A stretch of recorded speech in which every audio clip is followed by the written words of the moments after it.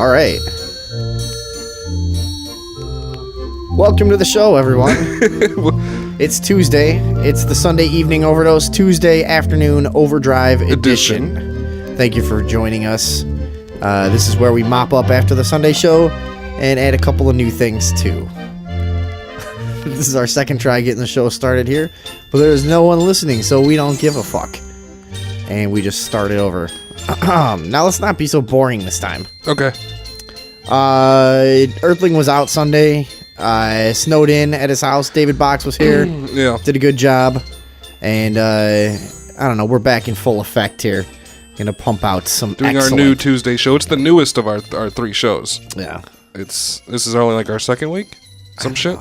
Think so. We're not even gonna do it every week. Why not? I don't know. I have no problem with it. I think it's pretty cool. I don't like it. This is my least favorite of the shows. Really? Yeah. Because nobody... Alright, I guess people like it. Oh, okay, yes. We're getting like a lot of applause already for such a shitty show. Guess we should keep trying. What are we doing here? Did you do you have anything from last week you wanted to go over, or do you I don't really you want to care. you want me to read this article? Yeah. What is it? Boy suspended for threatening friend with the ring forged in the fires of Mount Doom. You hear that? So he was suspended for threatening his friend with a magic ring? It says the father of the fourth grader claims his son was suspended from school because the boy stated that he had the one ring. The ring to rule them all. He doesn't even know the name of the ring. Right. He's trying to say he has like the ring from the Lord of the Rings, right? No, I think that's what they called it in the Lord of the Rings. It was the one ring. Oh, is it? One ring to rule them all. Okay. That was like the thing. So the kid's like pretending he's got a magical ring, and the fucking school took it seriously? He said he was going to disappear one of his friends with it. Ooh. But, I mean, that means it makes you invisible if you ever seen the fucking movie. Yeah, right. So, right. so they suspended him under terrorist threat because he threatened to use magic on his friend. I'm pulling this up right now. Okay, I want to check this out. What does it say here? This kid looks adorable. The father says, I assure you my son lacks the magical powers necessary to threaten his friend's existence. I kind of believe the dad. What? That the kid doesn't have magical powers? Let's continue on and see what else happened here. You can't suspend a magical kid. He'll fuck you up. Where the fuck was this? Kermit Elementary School? Yeah. Where is it? Texas. All right, or somewhere. No, you couldn't possibly fucking suspend a kid with magic powers. There was a movie. Right, exactly. That proves he doesn't have the magical powers. That's like that old test they used to do on witches. Like if they throw them in a river and they float, they're a witch. If they sink, they're innocent. But they died anyway. Die anyways. So by fucking punishing the kid, you prove he's not magical. If he's magical, he'd fucking disappear all of you right now. Fucking morons. There was a movie when I was a kid. I forget the fucking name of it, but it was about a magic little kid that would like. His whole family was his hostage. No. You're thinking there's a Twilight Zone episode. Is that what it was? Yeah. That's what it was. It's good that you did that. And did he like make his sister's? He made his sister's mouth like disappear. The same one. All kinds of shit. Yeah. But it's probably been redone, the same story. But I think it was originally a Twilight Zone thing. I forget the kid's name, but he turns his dad into a Jack in the Box and shit. Yeah, right. Then eventually he kills the entire world except for his town. The one I'm talking about. I remember the kid. He was magical. He can use telepathy to make anything happen, right? And his family had to eat the same dinner every night. Yeah. And they had to pretend to like it too. They're like, this again, great. Right. And smile, or he'd like fucking make the fucking head grow like a millionaire's and shit. Like, he was just a crazy kid. He would like fucking seal their mouths shut and stuff. Yeah, you're thinking of the Twilight Zone. Okay. Can't believe I remember that shit. That shit ain't even on TV no more. Sure it is. But either way. Jesus Christ. Okay. Anyways, yeah, we're talking about this fucking kid who got suspended for bringing a ring to school. Why the hell do you derail things like that? I don't think that he even brought a ring. I didn't derail anything. Yeah, I don't even think he brought a ring. I don't know. I just thought of that fucking thing that just popped into my head. I don't know. I don't think he had a ring. It doesn't say he had a ring, does it? I mean, he just said he had a ring, I think. Well, whether he does or not is not the crux of this fucking story. What is there like a newscast thing on this? No, I'm reading. This on Huffington Post. Fucking their weird section. I want to play some dumb news reporter like 10-year-old boy suspended for a magical ring. Nah, How- there's just a trailer to the What fucking... So what else did the dad say? I think that's all he said. He said... It said the principal declined comment. Well, no shit. Yeah, then it's... I'd be quote, fucking hiding in the basement drinking if I was the principal of that school. It's like, what the fuck are we doing? The family moved to Kermit Independent School District only 6 months ago, but it's been nothing but headaches for this kid. He's already been suspended 3 times. 2 of the disciplinary actions this year were in-school suspensions for referring to a classmate as black and bringing his favorite book to school, the Big Book of Knowledge. It says right here that the dad also says... So this kid's already been suspended for referring to somebody as black when he was supposed to say African American. What is going come on. I would think that's why, right? Because if he's suspended for saying black, oh, come on, you're supposed to say, I don't know. I don't know. African American? You can't be suspended for saying black. I guess you can. I don't know. I haven't been to school in a fucking long and time. I think this is some private school, weird place too. Hold on, check this out. It says here, right after he said he doesn't have the necessary power to end his friend's existence, he said, and if he did, I'm sure he would have brought him right back. So this dad's just like eating it up, just like talking mad shit to these people. Yeah, this dad's pretty funny. Making a big joke out of it, you know what I mean? I've been doing the same fucking Was thing. suspended after bringing the One Ring to rule them all into school. Hey, I'm Jillian on Buzz 60. Sure, you have to be really careful with that ring, but suspension seems a little harsh. According to the New York Daily News, 9-year-old Aiden Stewart was suspended from Kermit Elementary School in Texas after he brought what he calls his one ring to school. Apparently, the Stewart family had recently seen The Hobbit, The Battle of Five Armies, and Aiden got inspired. If you're not well versed in Tolkien lore, the One Ring is the strongest of the rings of power. It can turn people invisible, but it also has a dark force to it, Making people go a little crazy. Case in point. I did that.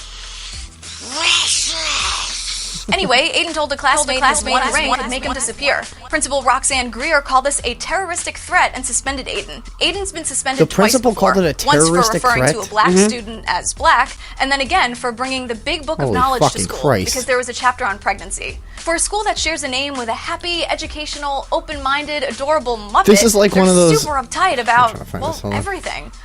This is one of those schools that like Alex Jones talks about, and you don't believe it. You're like, come on, there's no fucking place like that. Like this, they're actually suspending people for bringing a book to school that talks about pregnancy. Did he call the kid black that he threatened? Or was that a separate No, thing? it's a separate thing, dude. That's Completely separate thing. Okay. Yeah. I mean, We've said twice now he's been suspended 2 different other yeah, I times. know, but the Once way for being what I calling just a heard kid from black. that chick talking, it said Listen, I thought it it's said that. Yeah. No, it didn't. All right. It's a completely separate thing.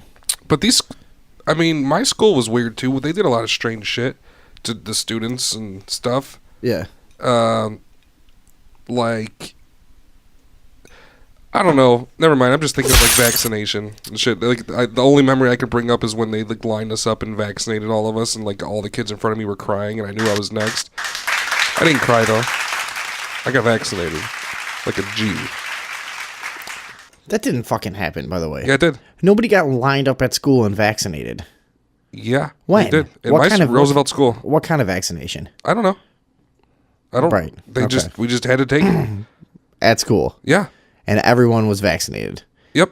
If anyone listening can call in and confirm that they've was in ever a heard super- of that happening. Are you kidding me? Happened several times. I was in a really poor area with all Mexicans. I was the only white kid. 630-599-RUBS. 630-599-RUBS.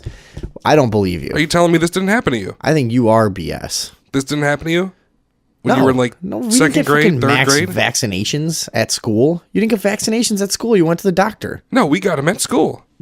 No. They lined us up and they fucking gave us vaccinations. I don't know. That didn't happen to me. Well, okay, my neighborhood was like 99.9% Mexican. And like so you immigrants. think they just do that because they know Maybe no one I'll- will stand up for themselves? Because it's like, oh, you're in America and they're giving you free vaccines at school. Well, in yeah, Mexico- you know what? Maybe. Fuck. Mexicans just naturally don't stand up for themselves either. I thought that's true. Well, the ones that run here don't. Anywhere. They're, Nah, no. they're holding it down there in some places. Yeah, there's little pockets where they're taking it back, but for the Right. most part, for like 700 years, it's just been, hey, yeah, whatever you want to do, we'll just farm and do our thing here, as long as you don't kill us too bad, you can kind of just run things. We don't care. But isn't a Mexican dude the richest dude in the world? Yeah, there's some guy that's fucking huge. I forget what the story with him is though. But then he wasn't rich anymore, but now he's rich again, I think. He works closely with the government. He's like the fucking richest dude in the world. Nobody knows about him. But all the other ones don't have any money. That's for sure. No, there's. I mean, it's a whatever. All you see of Mexicans is the ones that come here poor. You know, there's fucking pockets that look just like the U.S. Not just like. Their color schemes are fucking whacked out crazy. Well, now the U.S. now the U.S. looks like that. Carlos Slim is now the world's second richest man. Mexico's Carlos Slim. He used to be the richest man in the world. I guess Bill Gates is now. How much money does this motherfucker got? Does it say? 72 billion. That's a lot of tacos. Carlos Slim's is, yeah. I mean, depending on where you go, it could be right around 36 billion tacos. According to Forbes' annual ranking, released Monday, Spain's Amancio Ortega kept his place at number 3. So, all right, whatever. This Carlos Slim dude slipped down. I don't know what the fuck he did. Media mogul. He's a media mogul. He runs all. He's probably the Rupert Murdoch of Mexico. Yeah, right. He owns fucking. But you know they probably are. Their media is probably even more consolidated than ours is. So he's probably running fucking everything. You know, they've got 75 channels of fucking like monkeys dancing with chicks with big tits and like shit that makes no sense. Some fat guy in a tuxedo with banana maracas. Like, well, we're still entertained by this. Just look at the fucking what they do on TV here. He probably owns those stations too, the Mexican stations. That's what I'm saying. Well, that's all I'm going by. Oh, I thought you meant he runs all of Mexico and like you know what I mean.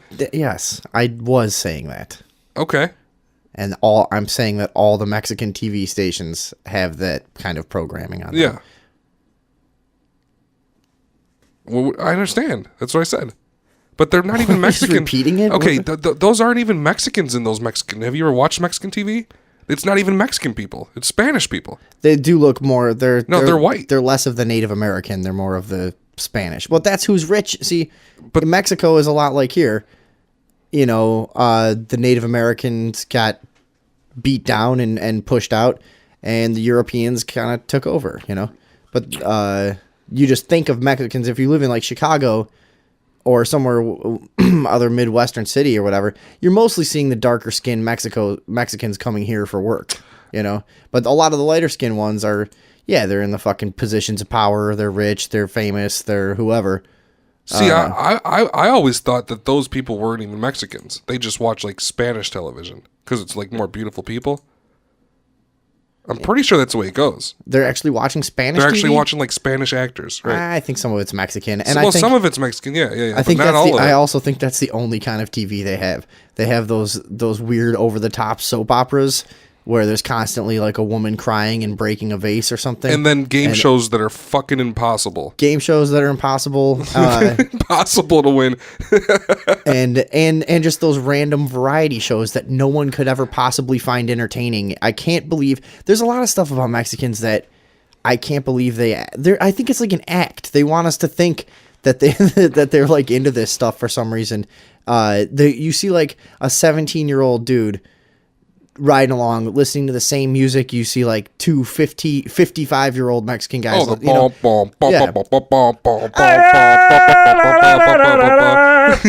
then he gets out of his car and he's dressed like a fucking thug with like a bull's hat on. And it's like, what are you doing? There's no way you all like the same thing. No, and it sounds awful. And it's shitty, repetitive garbage music. It's, I don't know, it's okay, some of it.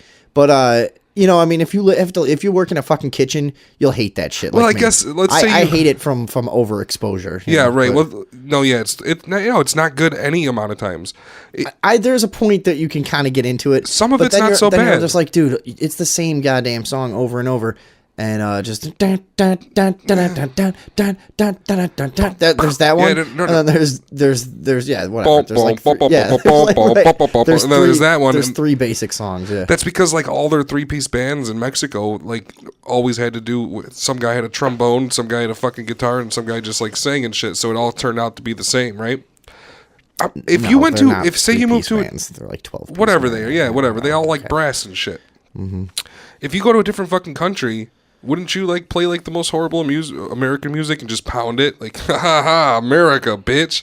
Like you know what I mean? Probably Wouldn't you? not, no. Like I don't like Puff Daddy, but if I was in fucking another country and it came on, I'd fucking pound it like yeah America, right? Or no? Maybe it's like that type of thing where they're just like I'm from here. I don't know. Sometimes it can just be a relief to hear something familiar once in a while, but I mean, no, this is what they like. They insist on having this music around them all the time. It fucking pisses me off. I'm not buying it.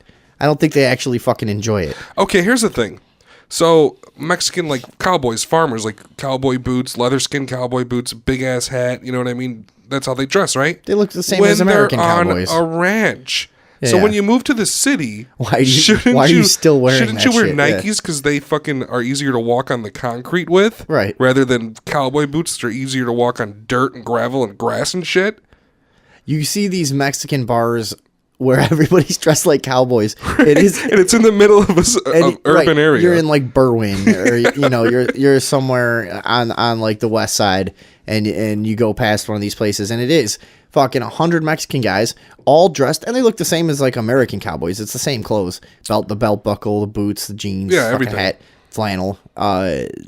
It is true. Why are you still dressed like that? You fucking idiots. If I fucking moved to a farm, I'd probably not dress like how I dress. Be like, I just fucking ruined my Adidas. I paid $80 for these fucking things. I need to get something else. You know, could adapt. Oh yeah, that walking around the wilderness shit will fuck your shoes up. Yeah, not just walking around the dirt all fucking day and do. You know what I mean? Why would you come here and still think you're on a ranch? I don't know. I don't get it.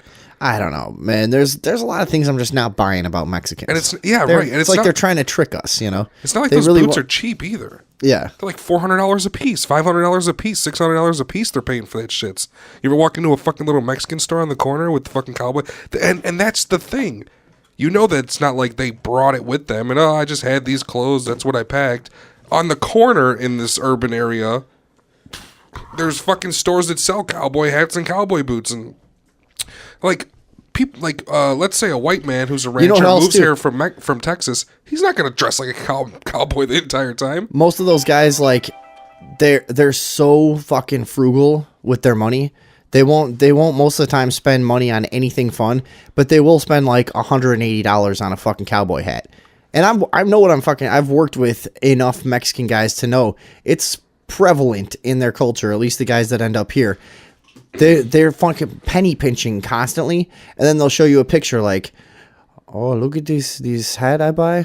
You know how much? And I'm like, I don't know, $40. Oh yeah. Oh no, 335. Way. Like, are you fucking serious? You bought you work with me. You make $2 an hour less than me just cause you're Mexican. Yeah, no. And you're going and spending $340 on a fucking hat. When I worked in restaurants too, I was delivering. I was making a lot more than the cooks, and they'd fucking show up and be like, "Oh, look, $300 for this fucking hoodie." Like, dude, isn't that like 3 weeks' pay for you? Like, how the fuck did you do that? No, yeah, that's why they penny pinch all the times and then buy these like select fucking things.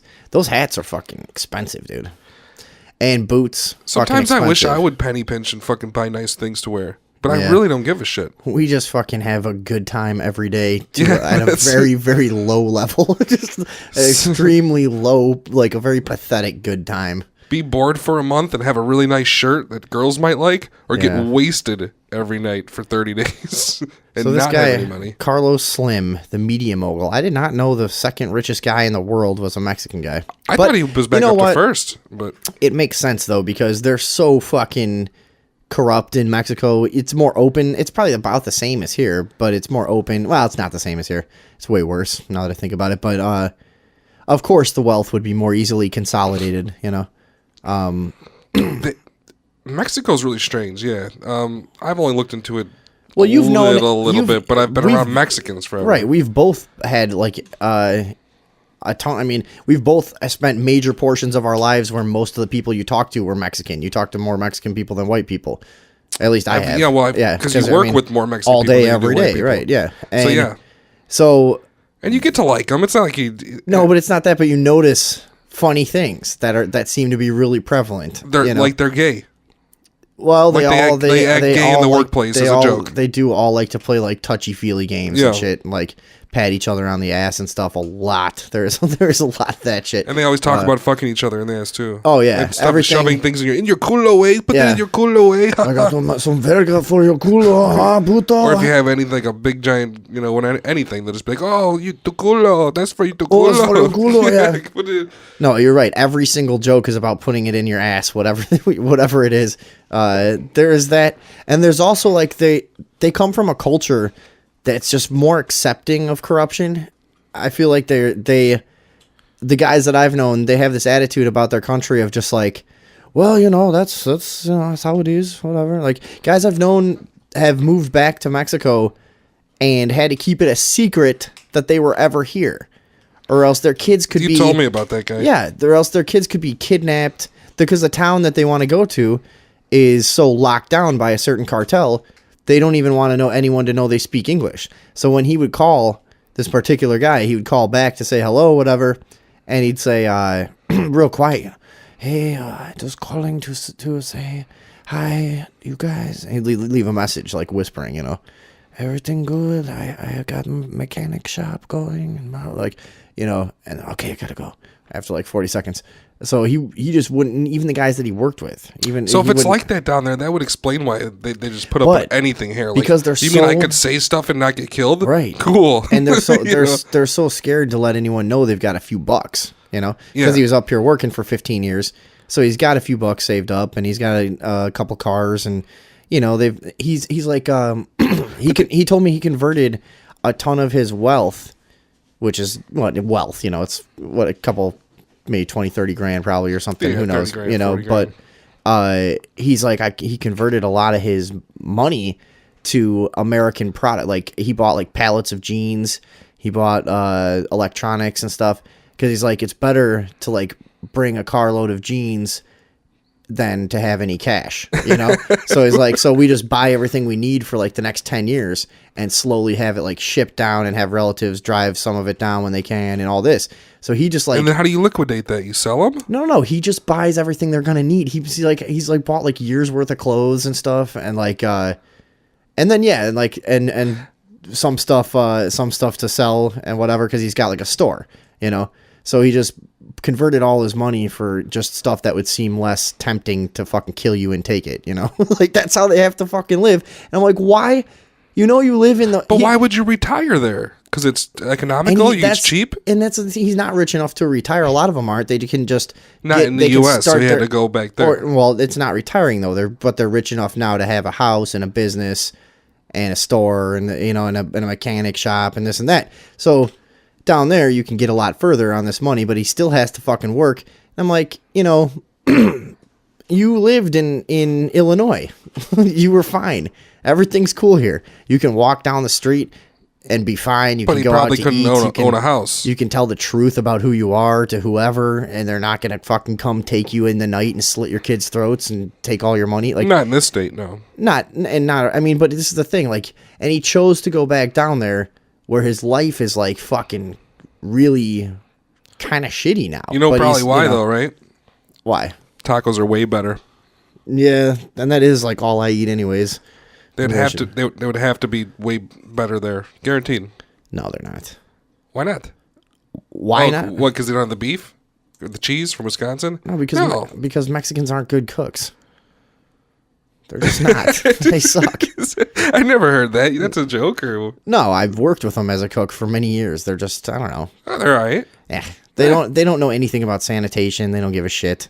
There's just, I don't know. There's a lot of things about like Mexican culture that makes them shitty cooks. Oh, they're and very very sloppy. And if you go like to Mexico, I've heard people tell me they went to Mexico and fucking they'd be sitting at like a table, picnic table. They're about to eat dinner with whoever they're staying with or whatever, and they're just like shooing giant cockroaches off, like shoo shoo, like just like it's completely normal. They're like walking Yeah. on the bread. They're like off my bread, and they eat it.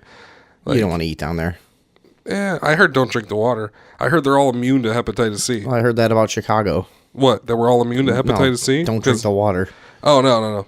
But down there, I heard it's like infested with fucking hepatitis and shit, and they're just all used to drinking it. But if you drink it, you'd fucking fall over and shit yourself, die. You ever heard that?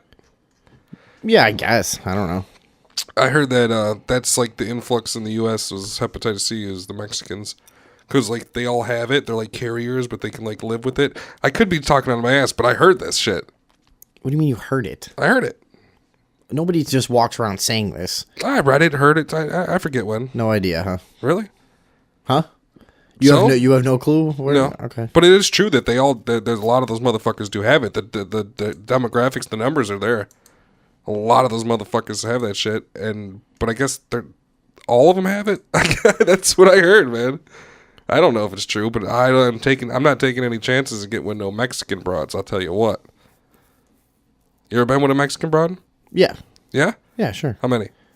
I don't know. 1, 2. 1, 2? Maybe. Really? Yeah. My first girlfriend was Mexican. She was disgusting. Can we talk about her? Then why was she your fucking girlfriend? Or was that just like, oh, we hung out one day? I was just kidding. Oh, so you never had a Mexican chick?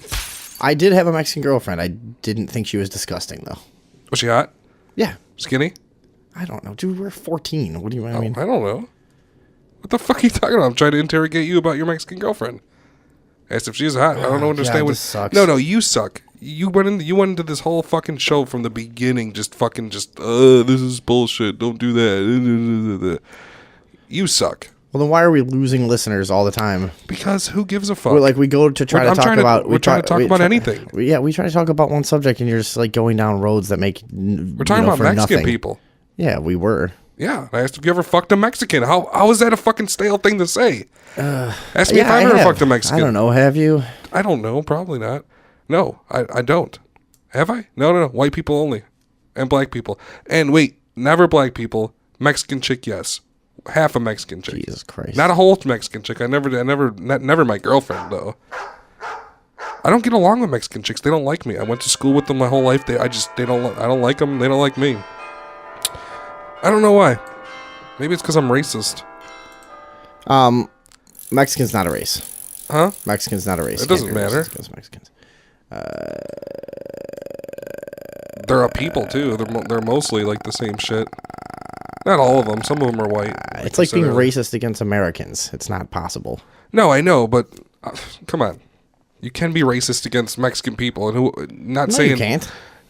It's not a race. But they are a different people. Mexican means you're from Mexico, and Mexico is a very racially diverse country. Same as the U.S. I mean, it's... But most of them are like... You know what most of them look like. The darker No, I know folks. Most of them that... And like I said... There's like there's darker folks in the north. There's fucking lighter folks in the south over there. Like the southeast, it's like a bunch of white-looking people. And then in the fucking northwest, it's all a bunch of fucking dark-looking people. There's only a few different types of Mexicans. Yeah, no, but there's people from all over the world also living in Mexico the same way as here, because it is like a country of opportunity for a lot of South Americans and Middle Easterners too. You know, I mean, there's all kinds of people there. You think there's Muslims in Mexico? It doesn't matter. It means that it doesn't change the fact that Mexican's not a race. I understand that. Come on. I've said that before. I know that, but come on, man. What? You just can't be. You said you could be racist against Mexicans, so I'm saying you can't. Well, the dark ones. Well, then you're racist against Native Americans. But they're not. Are they Native Americans? Oh, God, yes. No, they're like Native and Spanish, and they're all weird little mix. What? Right, exactly. I actually have Mexican in me, but I don't like that part of myself. But see, you can't have Mexican in you. You have, like, if somebody, you can't call, is your nationality American? Yes. Okay, fine. Whatever. Then. Okay. No, I don't know. I understand that Mexican is a fucking citizenship, not a race. I understand that. But most fucking people of that citizenship that come here are a certain type of people. All right? That's what I started this conversation by saying is most of the ones that you see are poor people who have more than Native American because in Mexico, the same as the U.S., the Native Americans were beaten down. So most of the poor ones are darker colored. The poor ones are darker colored? Yeah. Actually, no, I know white ones that are poor, too. That's what I'm going Whiter with. ones. Well, yeah. But not many, you're right. We're Majority white and are poor. fucking dark. It's totally possible, but so what? Doesn't change what we're talking about. I'm not poor. I just got a new job. Doing what? Working for the government. What's your job? Spying on radio hosts. I knew there must have been a reason you were around here. No, but I think everybody might be a computer. I think you're a computer. I told you several times today already. I don't know why you think that. Because I'm a bad negotiator in the spirit world, and my fucking life I was incarnated with the raw deal, and they have the authority to put people like you in my life to fucking hold me back. You see what happens, Larry, when you fuck a stranger in the ass?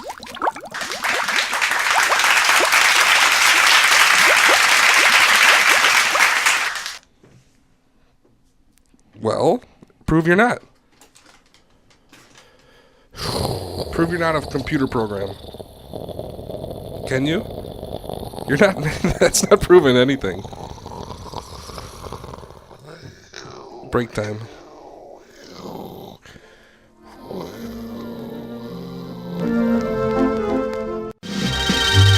Yes, of course. That's what I tried. You're doing a bad job. I mean, fuck it. I'm doing a bad job. Whatever.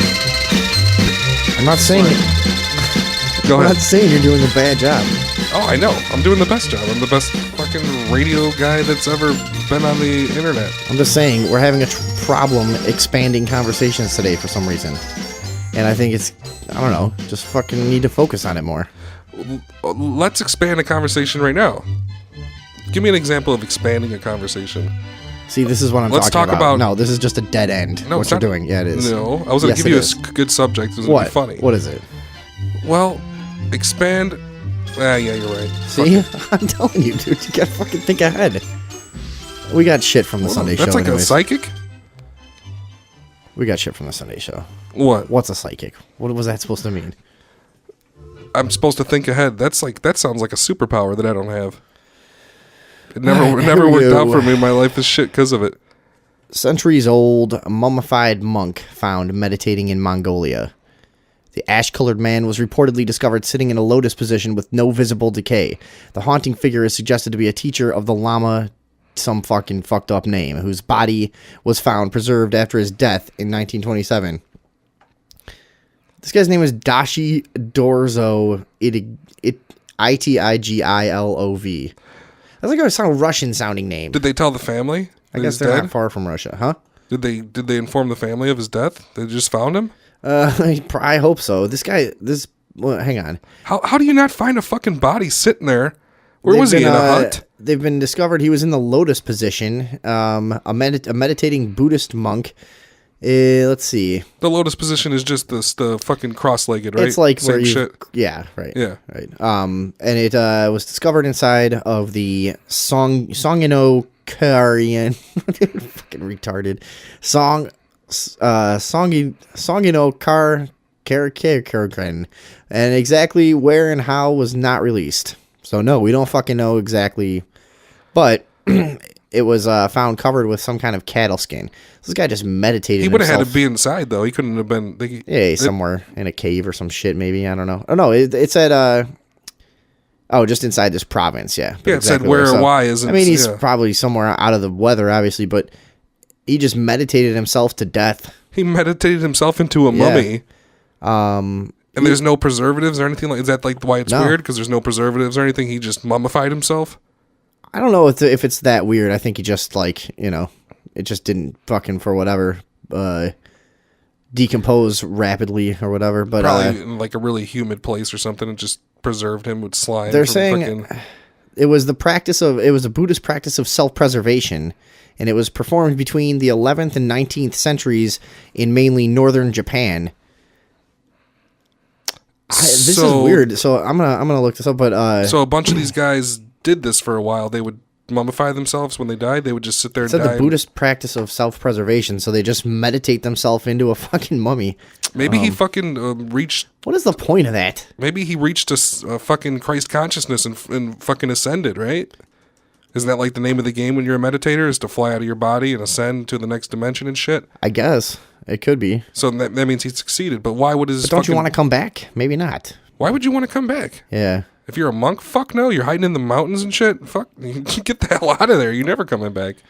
I don't see why he would. I don't see why they would. Soku Sokushin Butsu. Sokushin Butsu. Fucking horrible pronuncier. It refers to a practice of Buddhist monks observing austerity to the point of death and mummification. So they would basically just meditate until they starved and dehydrated to death. The process of self-mummification was practiced in Yamagata in northern Japan between 19th and 11th and 19th century. By members of Japanese Vajrayana school of Buddhism called Shingon, translated into true word. The practitioners of this did not view this practice as an act of suicide, but rather as a form of further enlightenment. Those who succeeded were revered, while those who failed were nevertheless respected for the effort. It's believed that many hundreds of monks tried, but only 24 such mummifications have been discovered to date. There is a common suggestion that the school founder brought this practice from Tang, China, as part of a secret tantric practice he learned, and they were later lost in China. So this is part of some old secret fucking practice that nobody does anymore. But I guess the point is, hey, if you sit with your legs crossed until you die. Hey, if you can sit there until you die and mummify yourself, you'll be revered. You're a hero. Yeah, fuck that. I'd rather be one of the guys who tried and failed. I would just pretend. At least you can get some pussy off of it. Yeah, just go a day and a half, be like, whoops, oh, I gotta have something to eat. You can't call your friend. I failed. Yeah, you can't call your friends if you do it and be like, yeah, I did it. I mean, you did it. Hopefully somebody finds you soon. Plus, the phone wasn't going to be invented for 1,000 years. Well, you know what I mean. You can't boast or anything. You're just dead. Who would attempt such a, and they say it's hard. It's not easy. It's like the final thing. Well, do you think it's easy? You fucking just sit on the floor. Tried sitting on the floor cross-legged for 40 minutes. Your fucking ankles start to hurt. I mean, these guys... By that time, you probably just want to die. Oh. My sound effects are off. Fucker. No. But the idea is basically, I think, that you have had your fill, of the physical world. I can kill myself with my brain. Yeah, you're just so... But, this is why it's considered, so enlightened, if you've reached this point of enlightenment, is that it's you really have, you're basically saying, okay, I'm ready for the next step. Here I go. I'm not going to kill myself. I'm just going to peacefully ascend. Oh, okay. Right. So you've already fucking remote viewed, flew out of your body. It sounds to me like you're just hallucinating and dying to death, but, See, some of this stuff is it's just, I mean, if you're wrong, then you're just fucking, you're just dying. I mean, you're just sitting on the ground till you die. What's so good about that? It said they're starving to death, or they're just... But see, I mean, I don't know. We obviously understand. You're trying to meditate and ascend to the point that you can achieve that. But to me, it sounds like once you get past a certain point, you'll be really weak and you'll be hallucinating. Your mind won't be working right. You'll just sit there until you're dead. You'll think once you focus that long, it's like, well, it's like tripping, You're like, you're not going to come out of it. You're just going to, I don't know. Come over to my temple, 7-year-old boy, and train for the rest of you for 80 years. One day, if you're lucky, you'll get to sit there until you die. Yeah. Think, oh man, let me go do that. That's if you're one of the really skilled ones. Right. That's if you're one of the really good ones. How do you convince people I guess they eat for free. I guess that's a big deal over there. What? If you're if you join the monkhood, people just feed you. People just feed you. They just bring the fucking monastery food and shit. Mm-hmm. I mean, I guess it's like a hippie jail. I mean, you just get to hang out all day, but you got to do a lot of shit, dude. I watched fucking Shaolin monks and all that shit documentaries. Those motherfuckers are crazy, dude. They train like a motherfucker. They hang from their neck and shit like that for hours. Yeah, those are it's always the Shaolin monks that are doing something that you can't believe is true. Here, watch this guy throw a needle through a pane of glass. You're like, what? Yeah, they do that. There's no way, and then he fucking does it.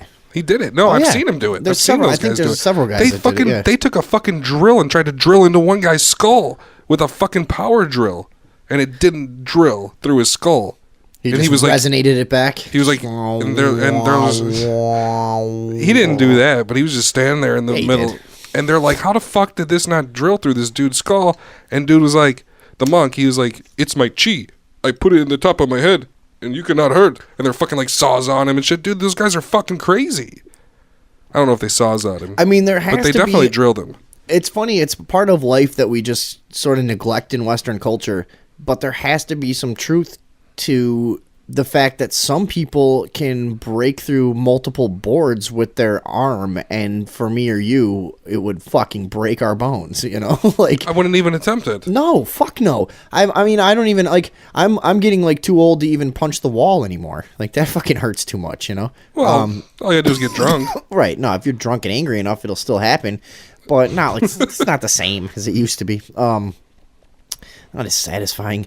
But he heals slower now. But the very fact that guys can do in front of your eyes things that it's not just, you know, I mean, it's mind over matter right in front of you, and we just ignore it in our culture for the most part. Oh yeah, there's that one dude. He's a healer. He can fucking electrocute. He like does electroshock treatment to people, and he's actually a fucking electric dude. And like people are just like, whatever. What guy? He's a chi healer. He's over there. He's been on. He was on a it was a documentary from the 80s, and what he does is he sends electric pulses through people. I mean, he would actually have to have people hold his patients down to ground them. You know what I mean? Yeah. So that they can I don't know, do the procedure, but the people holding them felt like they had to hold with all their might. He would heal people's blindness. He would the guy could what else did he do? He can he can light off LEDs. He could take a fucking LED. You know what I'm saying? Right. Just with the positive and negative hanging out, and he can fucking light it up with his fucking hands and shit. I forget. If you're looking for the video, he's wearing like a white T-shirt. He looks like a fucking whatever. I'm not gonna find he's it. It would be like a chi master. You would type in, he'd be on there fucking healing people. But that guy was the shit, and like that. I see what you're saying. Yeah, but all of those fucking healers are always debunked. Like anytime somebody tries, that's incredibly easy. You're saying this guy's for real? Oh no, he is for real. He electrocuted a bunch of people. Like he would say, touch my hand," and he'd electrocute you. He fucking lets electricity fly out of his fucking stomach and shit like that. He's a real healer. But what you were saying is like that people are doing that and everybody just doesn't even care. Like, I'm not interested in doing that too. Like, what? You're not interested in doing that too? No, and some of the accomplishments of the Shaolin. Are you talking about this Indonesian guy in a shitty white T-shirt? Yeah, that's him, dude. That guy's a fucking G. Some of the accomplishments of, these guys, and it's I guess mostly what in martial arts is some of the most amazing stuff that you just can't imagine doing it without having some advantage of mind over matter. Like I said, how do you fucking break through 10 boards like people? You know what I mean? Is that can you just really physically toughen yourself up enough to do that? Or is there because you see the guys... I think it's a little of both. It's got to be involving immense concentration. And once you're at that point, are you manipulating the physical realm with your mind? I guess, right? I think it's if you just know that you'll be okay. Yeah, I guess you are. You just got to know what's going to happen, and you know it to be true, and it happens. And have you ever like done something crazy, like thrown something behind your back into a garbage? And you're like, I know that's happening, and it happened. Oh, and yeah, then other times you're like, that's not going to go in, and it doesn't. Many it's times. If you think something's going to happen, it I've fucking happens. I've thrown a pen into someone's pocket from like 15 feet away. That's not true. And, I know a liar. I know a lie when I hear a lie. Knew, dude, seriously, and I knew I would do it. I just visualized it before it happened. I didn't plan it for long. I just thought, I bet I can throw this in my friend's shirt pocket. And from like 15 feet away, I threw like a big arcing shot, and the pen just landed straight in their shirt pocket. Cool shit usually happens when you don't hesitate and you know it'll work. Right, and you just visualize. Sports guys talk about that. You visualize, really? Yeah. Visualize beforehand, and you can accomplish. Oh, like visualize the pitch if you're a pitcher. And it was so strong that he usually needed a grounder to hold his patient's feet. This is the guy shocking people and healing them. For years, we followed him around Java on his healing rounds, pleading to be allowed to film him. But he always refused, saying his powers resulted from a type of meditation with an ancient tradition of secrecy. It was only when my brother Lorne was suffering from a serious eye infection that he finally allowed us to film him in 1987. It was nothing like any acupuncture I'd ever had. I was getting really powerful electric shocks and couldn't control my movements at all. Yang positive and negative, and my positive from here and my negative from here, and we meet together. This can get like electricity. It's talking about how you fucking. He's explaining how his stomach is his negative and and how he can and how he can balance everything out and control the the type of charge he gives people. And I don't know. Actually, this seems like people take it pretty seriously. John Chang of Indonesia. He gets pissed at the end of this, and he got in trouble for he had a vision of his master and that said he shouldn't be showing off on camera, so like he got all pissed, and plus they DJ was enjoying it too until he invited us all out to lunch at his local, where he tried to push a chopstick through the table. He couldn't get it through the Formica surface, so he came up through an inch of wood from underneath. Holy fuck! This guy just pushed a chopstick through the table from the bottom up. Yeah, he's awesome. Either that's a really good magic trick, or I don't know. I mean, well, that's the only thing he does that's like magic. That's crazy. Not only did he draw his own blood, but a chopstick splinter had caught Alison here between the eyes, drawing more. The incident was laughed off apologetically, but next morning he was a different man, drawn and upset. He said he'd been visited all night by his long-dead master, raging that he'd broken the strict taboos of his sect, never to show off in public and never to cause harm or draw blood. He felt deeply chastised. All further testing and filming must end. Never again would he submit to public scrutiny, nor accept any new students. He would sink from sight and continue his healing in obscurity, as he had done since before we met him in the early 80s, and had always told us was right. All right. Yeah, that guy lights up LEDs too. Does he? Just by touching them. Yeah. John Chang in Indonesia, Fucking everybody. Gangsta. So what is it that makes it so that you're not supposed to show that shit off? Because that's like another universal... I know why. What? I thought about this. Well, it's like anybody that has magic powers, what I was going to say. It's like a universal principle. Anybody that says they have some power, it makes them seem like a charlatan most of the time. Like, especially psychics, they go, well, that's not what I do that for, and I'm not supposed to do it for profit, and blah, blah, blah. And like, but is that, I mean, would that make sense? You know, if there is some way to get some extra fucking powers that you would have to play by these very strict moral codes, or what were you going to say? I thought about it a lot because I'm always looking into this fucking this kind of shit. You know what I mean? Yeah. And yeah. in a lot of the practices, like Tai Chi, they say your ego will make your powers not work. So if you have an ego, but I think it's a mistranslation. I think it's if you care about what other people think, I think it may not work. It's a mistranslation. They actually meant ego. No, they didn't mean that ego. Sorry. No, I think that it means if you care about what other people think, you know what I'm saying? Once that comes into play, then it may not work anymore because their consciousnesses are canceling yours out. So it's better to just do it. You know what I mean? If you have 1 million people watching you saying that ain't gonna work, it probably won't work. Right. But if you're alone, shit may work because that's maybe if magic's real, that's how it's got to happen with your consciousness. You know what I mean? With you knowing it will and it happening, and you know what I'm saying? Definitely. Like it's like the slit experiment. People are watching it; it has to act differently.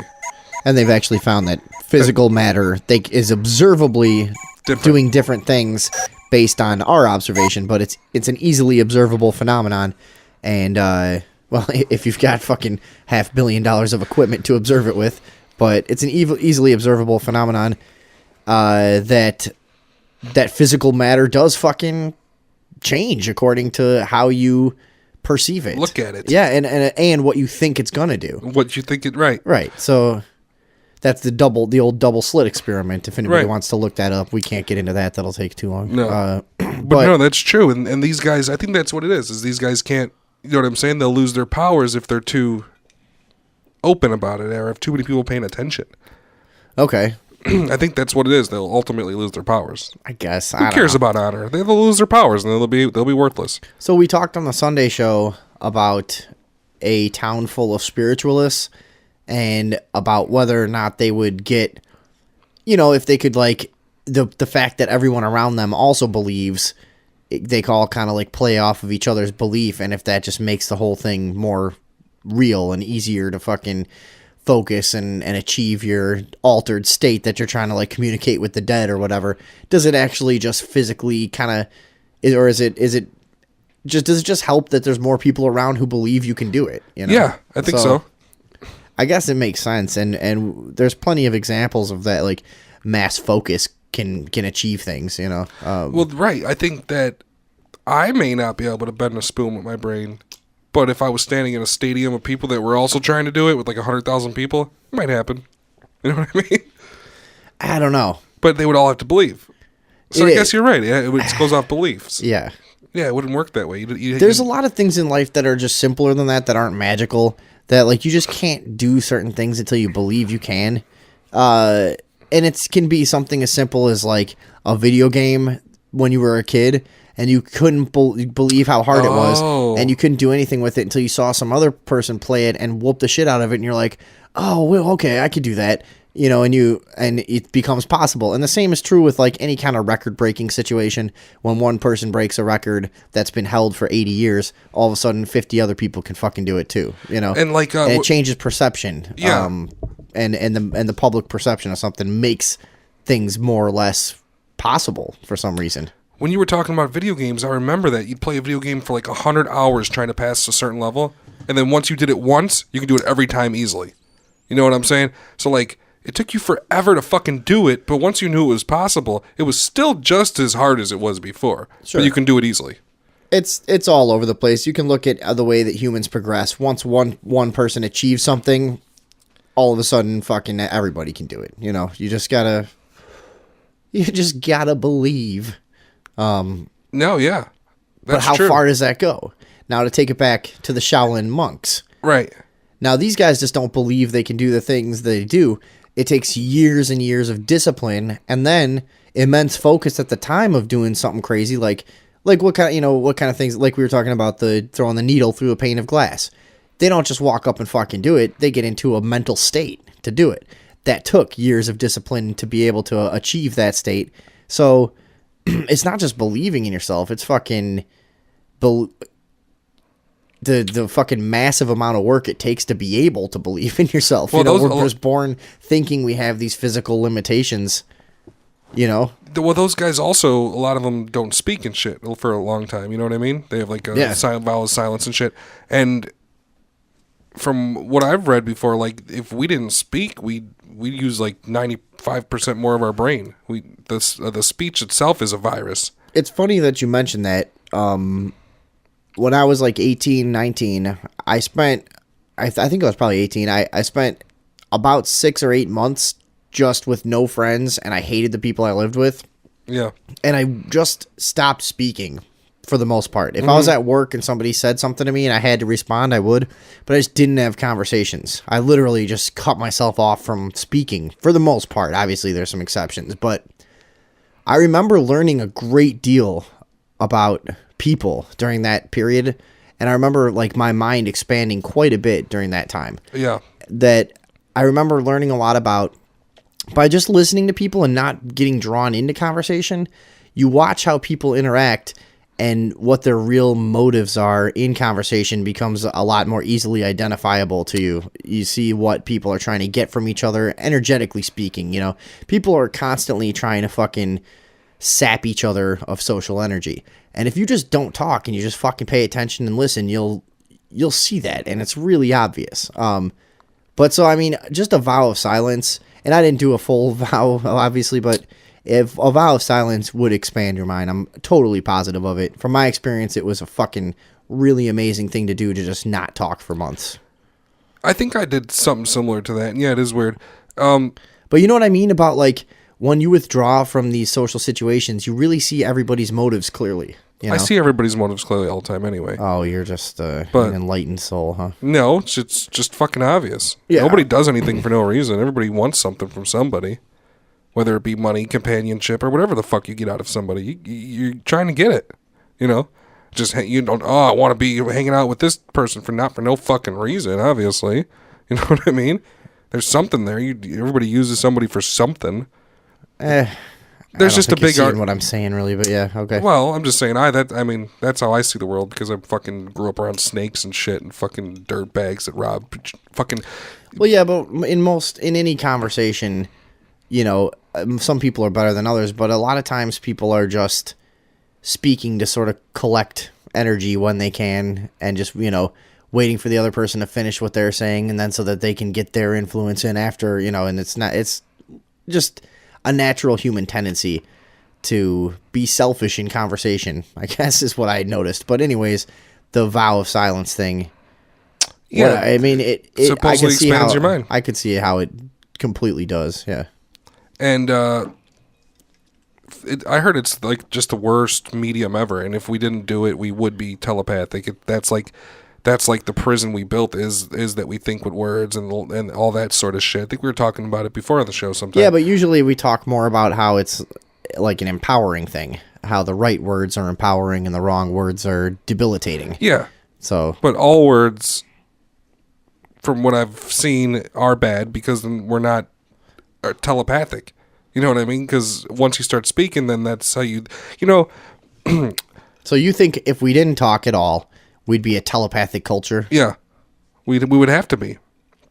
And also, like, it is weird that you try to think about something without thinking about the words. You can't. Think about, like, balancing something on something. Balancing a broom just so it stands up. You can't even think about, well, how would you think about that if you were doing it but you didn't have words? And I feel like sometimes I do things and don't think about the words. I just think about what's happening. I think that's what you're supposed to do. You know what I mean? Thinking words is weird. When I go lay down and go to sleep or take a nap or fucking just lay down or something, close your eyes and shit. Sometimes you'll think in words and the words will repeat and you'll think about your life and you'll think about your problems and you'll think it in words. But sometimes when you're not thinking in words, you have hallucinations of people and places and they're much cooler and there's much more information there. You know what I'm saying? Have you ever had that kind of thing? Rather than thinking in words, you think in like situations and stuff like that and you have like a weird hallucination like right before sleep or right. You know what I'm saying? I'm just letting you handle this one. I'm asking if you ever had that. No. So you think in words all the time? I don't know. No, I don't think so, but I think it's natural to do both. You think it's natural to do both? Yeah. All right. Well, I don't know about that. What if we didn't fucking talk? I mean, what if is you want to join the conversation, 630-599-RUBS. 630-599-RUBS. So, I mean, look at like written history. Oh, well, we started writing then. Well, you know, that means that's as old as we are. Well, maybe that's when we started to enslave ourselves. With language. The previous culture was more sophisticated and telepathic, fucking, you know, everything. And they didn't leave records because they didn't have any fucking petty need for it. Everything was just mass consciousness. Right. Plus, there wasn't a language. There wasn't a language yet. We didn't. Yeah, right, like you said, mass consciousness. There's a lot of people that think that there was a culture here, you know, prehistoric, I guess, humanoid culture that that really goes against mainstream history that was more sophisticated. So you're not alone in that thought. No, I didn't get this. I didn't just come up with this. I mean, I've seen a lot of people think this. Plus, I've thought things myself too, and it all fits together. I mean, language is fucking weird. It's really, really, really fucking weird, and it could do a lot to a lot of people just by saying certain shit and saying certain words. And I think we've talked about words before. I mean, I just want to be psychic, I think. Really, I just wish we were all like psychic. But then would that mean that everybody knows when I masturbate? I mean, say we all did go back to the old days when we were all like super one conscious mind and everybody was a collective fucking beautiful society. That means everybody would know that I jag off. They know when and where, right? Yeah, but nobody would care. You're too sophisticated. Or would I be able Why would anyone give a shit? They'd be doing it too. Or would I be able to emit, or would I only be able to emit They would what be I too wanted? sophisticated to pay attention to that shit. They'd be masturbating themselves. Yeah, if they had to. Or would you be able to, okay, let's say we're all psychic. Would you be able to choose what you emit to others? Would it be like that? You know what I'm saying? Would you, and if there were no words, would you just put visions in people's heads? If you're talking about having like a mass consciousness, like a hive mind. Yes. then you wouldn't have the individuality to allow for embarrassment. So this is just a moot point, you know? Okay. And say that you did, but we were all just connected, then it would just be part of life because it would be the same for everyone. So it might be awkward for you if you have like extremely deviant thoughts, you know? But if you're in the realm of normalcy somewhere, you're probably fine on the whole masturbation thing.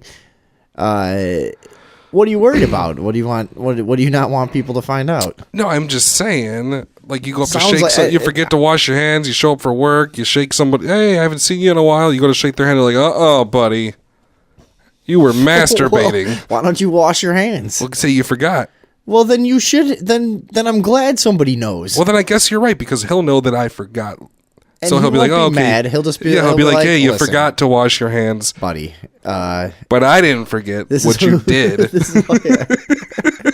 This is a little awkward, but you know how we all one mass consciousness now and everything, and you know, after the whole the hive mind evolution thing, I noticed you didn't wash your hands after you jacked off to those strange thoughts. So what are your strange thoughts that you're worried about people finding? me? Yeah, that you're worried about people finding No, out I'm about. just saying I was just saying, I don't have You're strange clearly thoughts. worried about people finding out about what you Well, masturbate. I masturbate like everybody else all the time.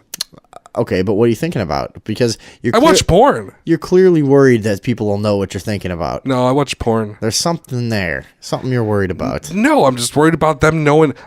Okay, for example, now nobody's psychic and everybody masturbates and shit, and I know they did. But if I knew exactly when they did, it'd be a problem for me.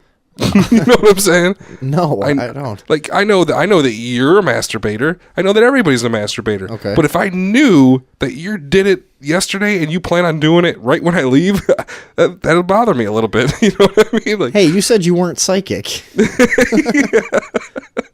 What the hell? that's just the thing. I don't know. I think that would be weird. But I think if you had a hive mind, it would like everybody would have to come correct. You couldn't be stealing. You couldn't be, you know what I'm Now, saying? I'm saying the hive mind thing, it goes every which way. Because on the one hand, everyone would know you were masturbating, but I really don't think anyone would give a shit. I think that would just kind of be for like fucking perverts and losers to go to that part of the hive mind and like spy on people in their bathroom. You know, I think most of the hive mind would be focused on making the flying cars from the Fifth Element. You know what? What I do? I think. What? Because I would imagine that if you had a hive mind, they would be able to see through your eyes, you masturbating. So I'd like brush my teeth, but only look at the mirror of me brushing my teeth while I masturbated. They'd have no clue. It's not like the Truman Show. So they don't would have- feel my they- hand touching my dick, or they would see like my whole body from a different They don't angle. have cameras. Like the hive mind is like if we all have one mass consciousness, Right. everyone will know. I still say though we wouldn't have the individuality to worry about this, but I think that I don't think there's any way for you to distract people. Like, look, I've got this big bright toothbrush and these hilarious glasses. They'll look at my face and not notice I'm masturbating.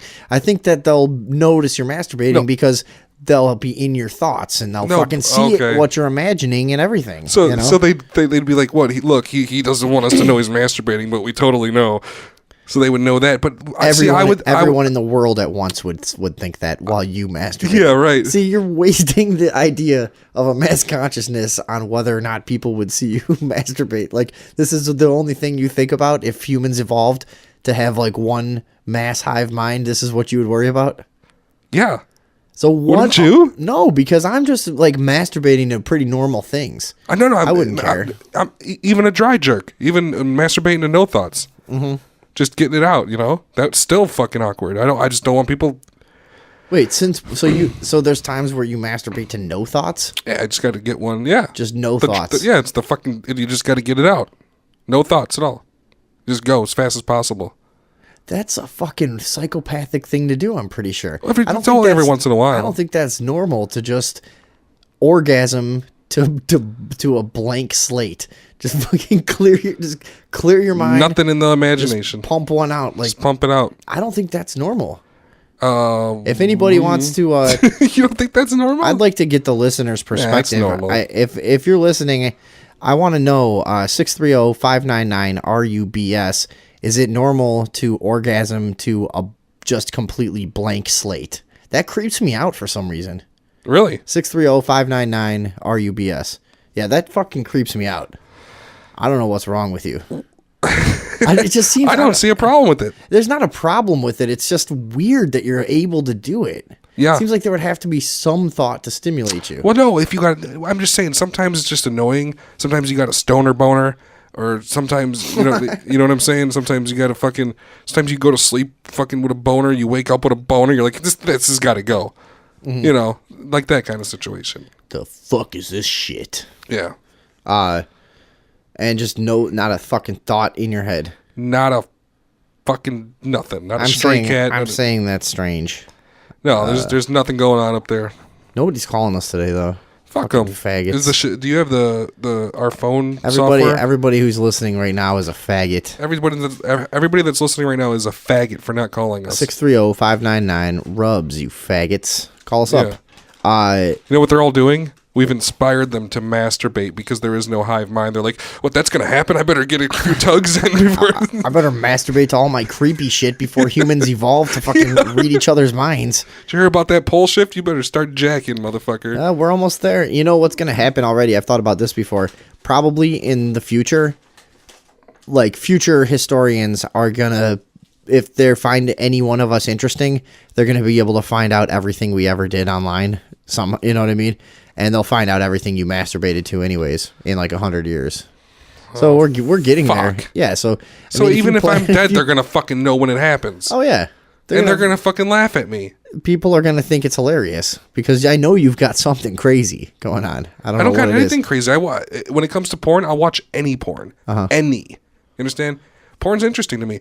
Just like I watch people get like fucking run over by buses and shit. I don't like it. I don't know. It's happening, so I got to take it in, you know? I watched some death videos yesterday. Did you see the one about the lady who fucking was fighting with her husband and then just turned around and ran directly for a semi-truck and dove under the wheels? Oh, God. No, I didn't see that, but I don't know. She really showed him. She just jumped under there? Mm-hmm. I went down the rabbit hole with some death videos yesterday. Yeah. What'd you see? Oh, God. Anything good? Yeah. I saw a couple new ones that just made me fucking sick. Because, you know, anyone who watches death videos, I think pretty much anyone will tell you, and it's the same as me, you just get this weird compulsion once in a while. And it's like, I got to see somebody die. and like, you're just standing there. Everything's normal. You're just eating fucking bowl of cereal, which I was. I was eating some Captain Crunch. Which is horrible, disgusting food, but I just whatever, I'm eating it, and I'm just standing there. Everything's totally normal, middle of the afternoon, and just this feeling comes over me. I gotta watch somebody fucking die right now. I don't know, and you've had the feeling. It's happened a few times, but not usually. And you just go to this, like, this whole darkness comes over you. You're like, all right, I know exactly where to go at this point. I'm going to Live Leak. Live Leak, pretty much Live Leak. I'm going to Live Leak. Although YouTube is loosening up. There's a lot of stuff on YouTube now. NKY.com is fucking gruesome, dude. NKY.com? Yeah. There's a lot of them. It's YNK. And they have, like, people, like, fucking chicks getting fucking, like, fucked after their murder and shit like that. They're fucking crazy. And I've heard a lot of people say this as well. So if you are somebody who watches death videos, you get this compulsion once in a while, and then like you watch a couple, and you're just fucking like, okay, like it's like an overload on nicotine. You're like, it's like you've got this weird addiction somewhere way back in your mind, but then when you see it, it's like almost any amount of it is like, okay, that's enough. Like I don't need to see anything for a while, you know. Well, I don't like to see guts and shit, but if it's somebody getting shot and they're off in the distance, I'll watch all those videos. See, to me, it's not satisfying unless it's fucking sickening. You know, I don't like. I've just seeing somebody get shot is like, it doesn't look like anything usually. No, you don't even see any blood. But like, I like yesterday. All right, yesterday. Here's what. You know what? Should we play? Check it here. I'll tell you this while you're looking that up. Yeah. I don't think I've ever sat down at the computer like, all right, death videos. I don't think it's like that. It's like 6 hours on the internet. Like, I'm fucking bored. Well, It does lead Might there. as well. Yeah. There's nothing left to do except watch people get hurt really bad. You know what I'm saying? It does lead there because it starts usually with fucking bar fights or something. Yeah. And then you're just like, that guy got beat up really bad, but like he didn't die. I need to see someone die. And I don't like it either. That's the thing. When it's happening, I don't know why I do it because do you know which when I'm watching them, I don't enjoy myself. I'm sitting there just like cringing. And half the time I'm like, I have to turn it off before it's over. And I'm like, but it just is endlessly fascinating to me how many people have made this unbelievable decision to murder someone disgustingly. It's like, I can't believe how many times it's happened. I can't believe how many people do it. Because I feel like I couldn't do it unless someone was just really threatening my life. You know what I mean? And I just like, yeah, I could have maybe 2 or 3 people in the world, whatever. But, but you know, there's so many millions of people have just murdered another human being. That's true. It's just and there's thousands and thousands of videos of it happening now. But going back to the dawn of human history, we're talking about fucking millions of people who have just murdered someone in a gory fashion. Yeah. You know, and it just blows my fucking mind. I believe it, but but then you got to look. I don't know. For some reason, I got to look at it once in a while, and the kids confront it as part of reality. You know which ones I like though? I actually enjoy watching. What? Brazilian thief caught. They just fucking beat them to death in the street, dude. That's what they do. Every time they catch a fucking thief down there, oh my god, they just beat them to death. They fucking light them on fire and shit, dude. It's awesome. And it's like, well, listen, you know that they light thieves on fire here, right? You're gonna go steal, then go fucking steal. That's what happens there. You know what I mean? Yeah. And they fucking still do it.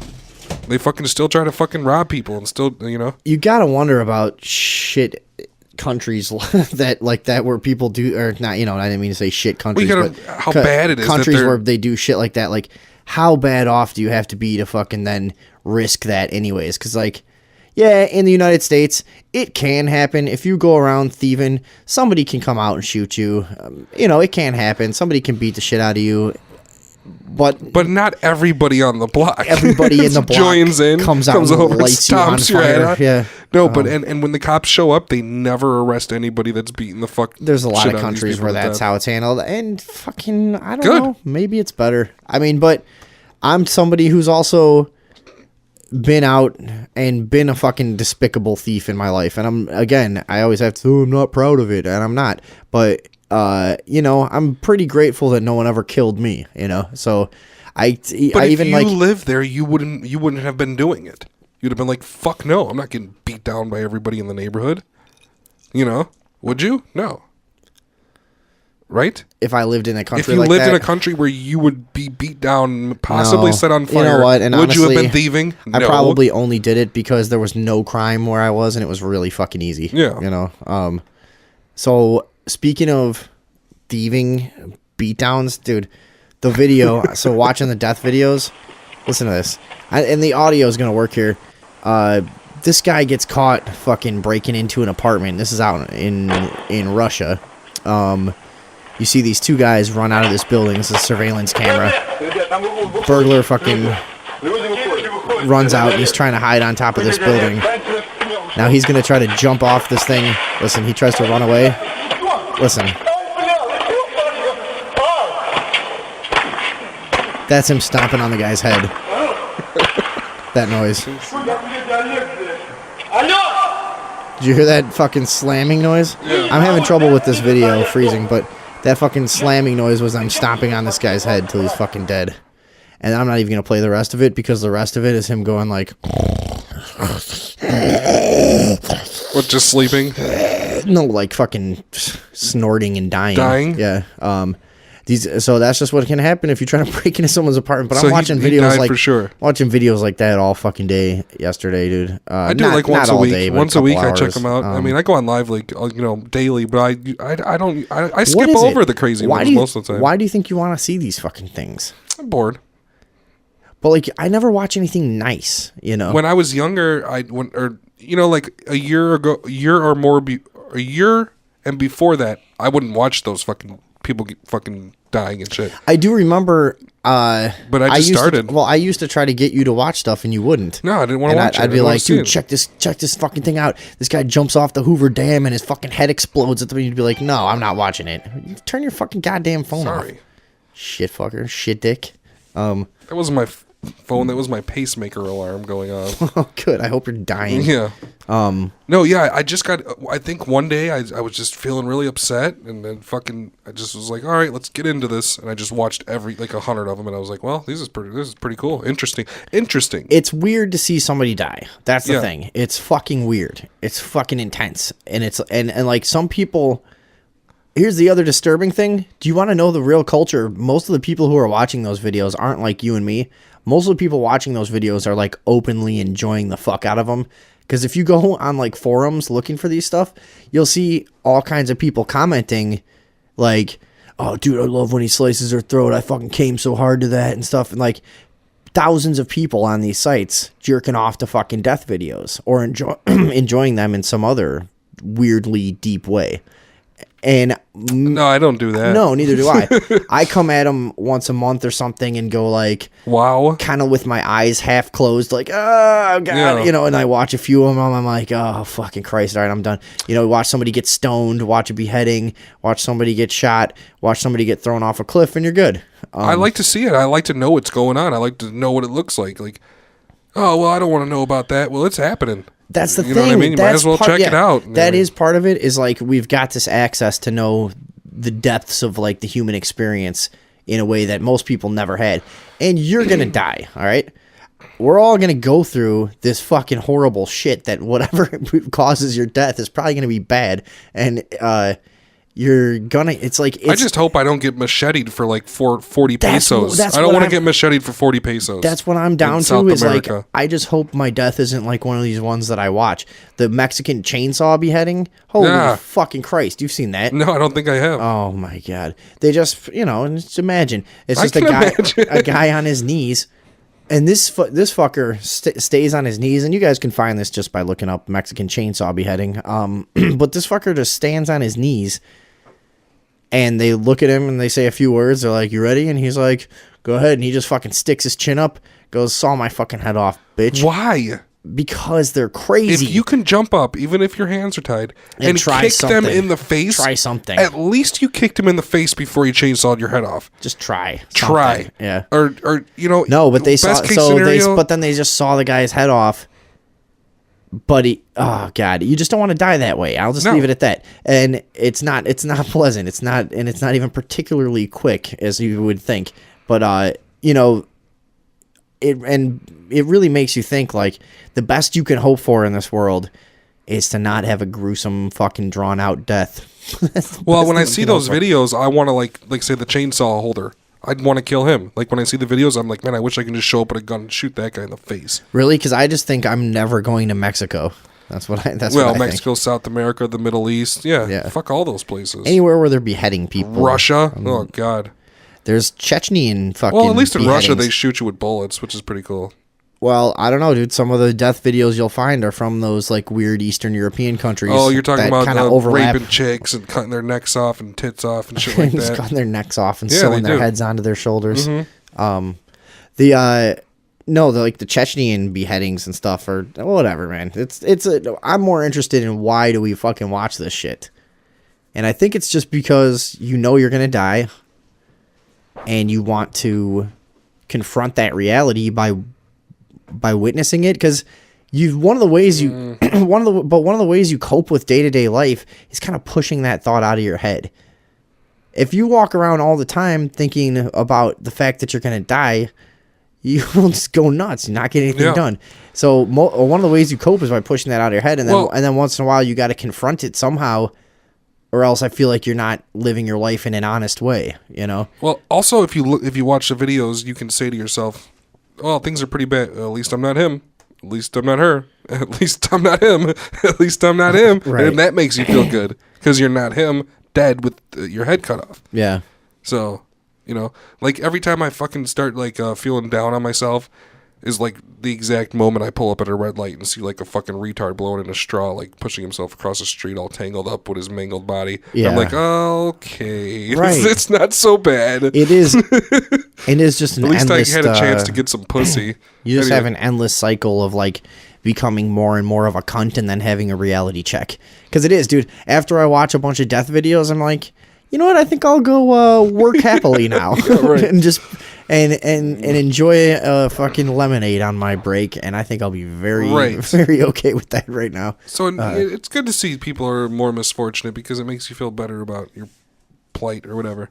Sorta. I guess that's sick. Maybe I don't fucking know. Is that sick? No, it's we've always enjoyed a freak show as a culture, as a species, as a society that we're in now. We've always enjoyed that shit. Like, you talking about circus freak show? Like big giant motherfuckers? Well, I was just using it as a more general term, but yeah. I mean, sure, but that could be a direct example as well. No, it's true. Like, let's go to the circus and watch that guy with no arms and no legs who smokes cigarettes. Why do you enjoy that unless it makes you feel good about yourself, you know? Because it really should, if we were a truly evolved species, it should make you feel sad. It should make you go, oh, yeah, right, you know, right. This poor guy, I should give him a hand. Yeah, and that's how I would feel if I went. You're right. I should give him a hand. Oh, I'm sorry. I ruined that one. No. But have you seen that dude? He rolls cigarettes with his face. He rolls his own cigarettes with his mouth and then smokes them. The lump. He was like one of the most. Would you just he was one of the. It was from nowhere. It was one of the most famous. It was like the first famous freak show for like a circus, Ringling Brothers or some bullshit. There was a documentary about it. He was a little lump motherfucker. He was a black dude. He had no arms and no legs. He was like a hot dog. He was like the dad from the Oblongs. Mm-hmm. And he rolled his own cigarettes with his face and then somehow lit them. I don't remember how, but he did it. Yeah, I think I have seen that. You know, he's the most famous. He was in the same freak show as the two famous Chinese twins. It was like the first big one. Who knows? Whatever. Yeah. Fucking freak shows. Yeah, are we going to go to fucking break here, or are we going to keep going? I guess. We're going to do a little more? Let's go to break, and we'll do like another 40 minutes. All right, we'll go to break and come right back with, we got a couple other fucking topics and articles now that we're warmed up. And you can call and shit and talk to us. Yeah, you guys call us. I mean, what the fuck? Call us. This is like the first time we've never had a caller when we've been trying to get true. one. So one of you faggots, call us up. We're going to take a quick break here on the Sunday evening overdose, Tuesday afternoon edition. Earthling, take him out while I grab a record. All right. On the other side, we're going to be talking about fat bitches, ugly people, no fat and ugly people, just one at a time. We're going to talk about mutants. We're going to talk about hip hop. Don't go away. Call us on the other side, motherfuckers. Call us. Is that the Hillbilly Chase music that you're playing? Do you think there's just one Hillbilly Chase song? No, I would suppose. No, those guys are crafty. They probably have plenty. Do you want to know what that was? Yeah, what is it? That was Going Down There by Mike Seeger. Wow. This is on the Anthology of the Banjo record. Is that like the white way of saying it's going down? No. No? Okay. No, this is just the white way of saying fucking playing some banjo, getting drunk, having a good time. Yeah. Just like we're doing. So we're in our secondary studio. We have two now. Are you putting it back on? Go ahead. What? I was talking to you. We're in our secondary studio. We have two now. We've been doing the show from fucking Crystal Recorders. Now we have the secondary studio set up, which is in your house, which is a lot more comfortable, actually. Yeah, it's fine. It's pretty fucking nice. And I'm actually liking being here more than over there, honestly. Well, yeah, I mean, there's some differences in sound quality and whatever, but being here is pretty comfortable. And this is actually a more professional setup than a lot of fucking podcasts and shit that are making tons of money. Tons of money. I mean, there's like pro podcasts out there that really don't have anything going on as far as, you know, music or fucking, you know, they're not set up to do half the shit that we're doing. You know, they don't. Oh, like take calls and shit it's not live. Like playing, yeah, it's not like playing music is so all fucking awesome. But yeah, we're like set up like a full fucking professional radio show. We have a board. We have computer inputs. There's plenty of podcasts that don't have a fucking board. No, it's just two guys on a headset with Right. Skype, and they're fucking just record. They're Stupid probably bullshit. recording it on GarageBand. You know what I mean? Fucking using their Apple built-in fucking shit software. You know what I mean? And we're doing stuff with banjos. Yeah. So that shit. Good Lord. Yeah, but whatever, dude. Somebody's got to start giving us some fucking money. Somebody has to give us some money eventually. We should start a Kickstarter. No, I know what we're going to do. We're going to start putting out podcasts that you can't get for free. And then you fuckers are going to pay. Yeah. Fuckers are going to pay. People might, dude. Once you get your fucking debit card linked up to your fucking iTunes or your fucking, what is the fucking Google one? The Play Store and shit. Dude, when I had that shit, I would buy shit all the time I didn't need, you know what I mean? I'd be like, well, I could download this record for free, but guess what? I want to buy it, because that feels good. We're going to put out podcasts that you can't get anywhere else. Yeah, and they're going to be on some serious shit. Larry, when you fuck a stranger in the ass. Like fucking strangers in the ass. Yeah, you see what fucking happens? You see? No, and then we're going to make you pay for our fucking shit. That's how it's going to be from now on. We'll keep putting out. I don't know. That's a serious thing, though. We are going to keep putting out free shit, and then we are going to have some stuff that you got to pay for. That's the only way we're going to be able to do this anymore. Why the fuck should we? Yeah, why should we show up here fucking 3 times a week and do this for? For what purpose? Assholes. For assholes? For fucking. For assholes like you to listen to us. Fucking cocksuckers. Pieces of shit. Really? They're just gonna stop listening. Yeah. You know what? Let's do that. Let's just start fucking just calling our fans pieces of shit. Because that's what they are. Hopefully. Bunch of fucking idiots. Dumbass motherfuckers. We probably have no black listeners or no Mexican listeners. Or no listeners over the age of... Well, maybe we do. I don't know. I don't think... What do you think our demographic is? Really? We talked... We want like fucking like 25-year-old drunks, right? 25 to 35-year-old drunks is what we're going for? You're going to ruin that banjo. You should be scratching it. Nah, I don't care who listens to the show. A bunch of idiots. McDonald's, I don't know why we're insulting everyone today. McDonald's is going to start accepting a new form of payment next week. You seen this? You heard about this? Mm-hmm. Starting February... It's Hugs, right? And starting February 2nd, the chain will let some customers pay for their food with different forms of what the chain calls love-in, which could include selfies or hugs. So I don't get it. You take a selfie of yourself and you got to send it to them? This is from BusinessInsider.com. From selfies, hugs to high fives, we have a bunch of fun ways to express your loving. A McDonald's spokeswoman told ABC News. Face fuck the cashier chick. Jump up on the counter and just fuck her in the face. It's healthier than a Big Mac. Yeah. Selfies, hugs, high fives. We have a bunch of fun ways to express your loving. Customers who order items during the pre-selected times will get to participate in the deal. McDonald's employees will let customers know if they get to pay with loving. And pay with lovins in quotes. That sounds... You know what?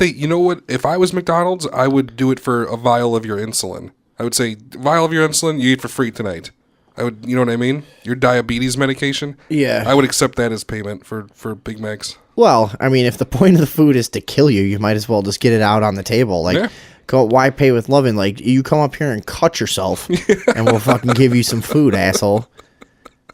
Like, let us punch yourself in the face 20 times, you get a value meal. Let us fling some fucking oil at you. You know what today? Do you have your cell phone with you? Oh, what is this? Yeah. Dial up your mom. Is that the advertisement? Excuse me? Hey, Mom. Just wanted to let you know that I love you. Te quiero mucho.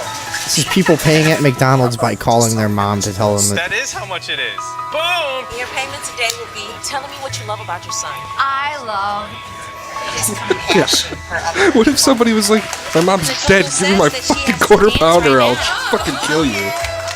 If I was at a restaurant and they said, your payment, like what you owe us is to tell me about what you love, I would take the exact money that I owed them actually out of my pocket and I would put it into my mouth and I would slowly chew it up to get it all nice and wet and gross, and then I would lean forward towards the cashier and just spit it onto the counter and never lose eye contact with them the whole time.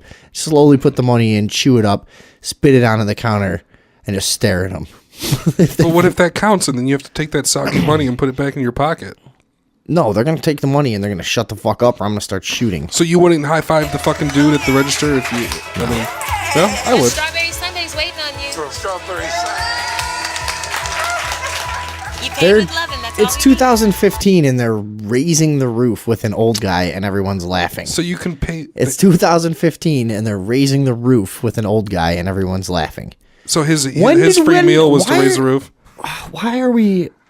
I don't. Sometimes I just want to commit suicide. I can't because this is the. Is this the majority like of it's? Is this our prevailing like culture? Is this what we're doing as a country? I don't think being I've retarded like this. Like I can't. I don't know if I can do this anymore. I don't even think I've ever raised This the clip roof. is just making me really, really upset. McDonald's will randomly select customers to pay with $11. That's what this says.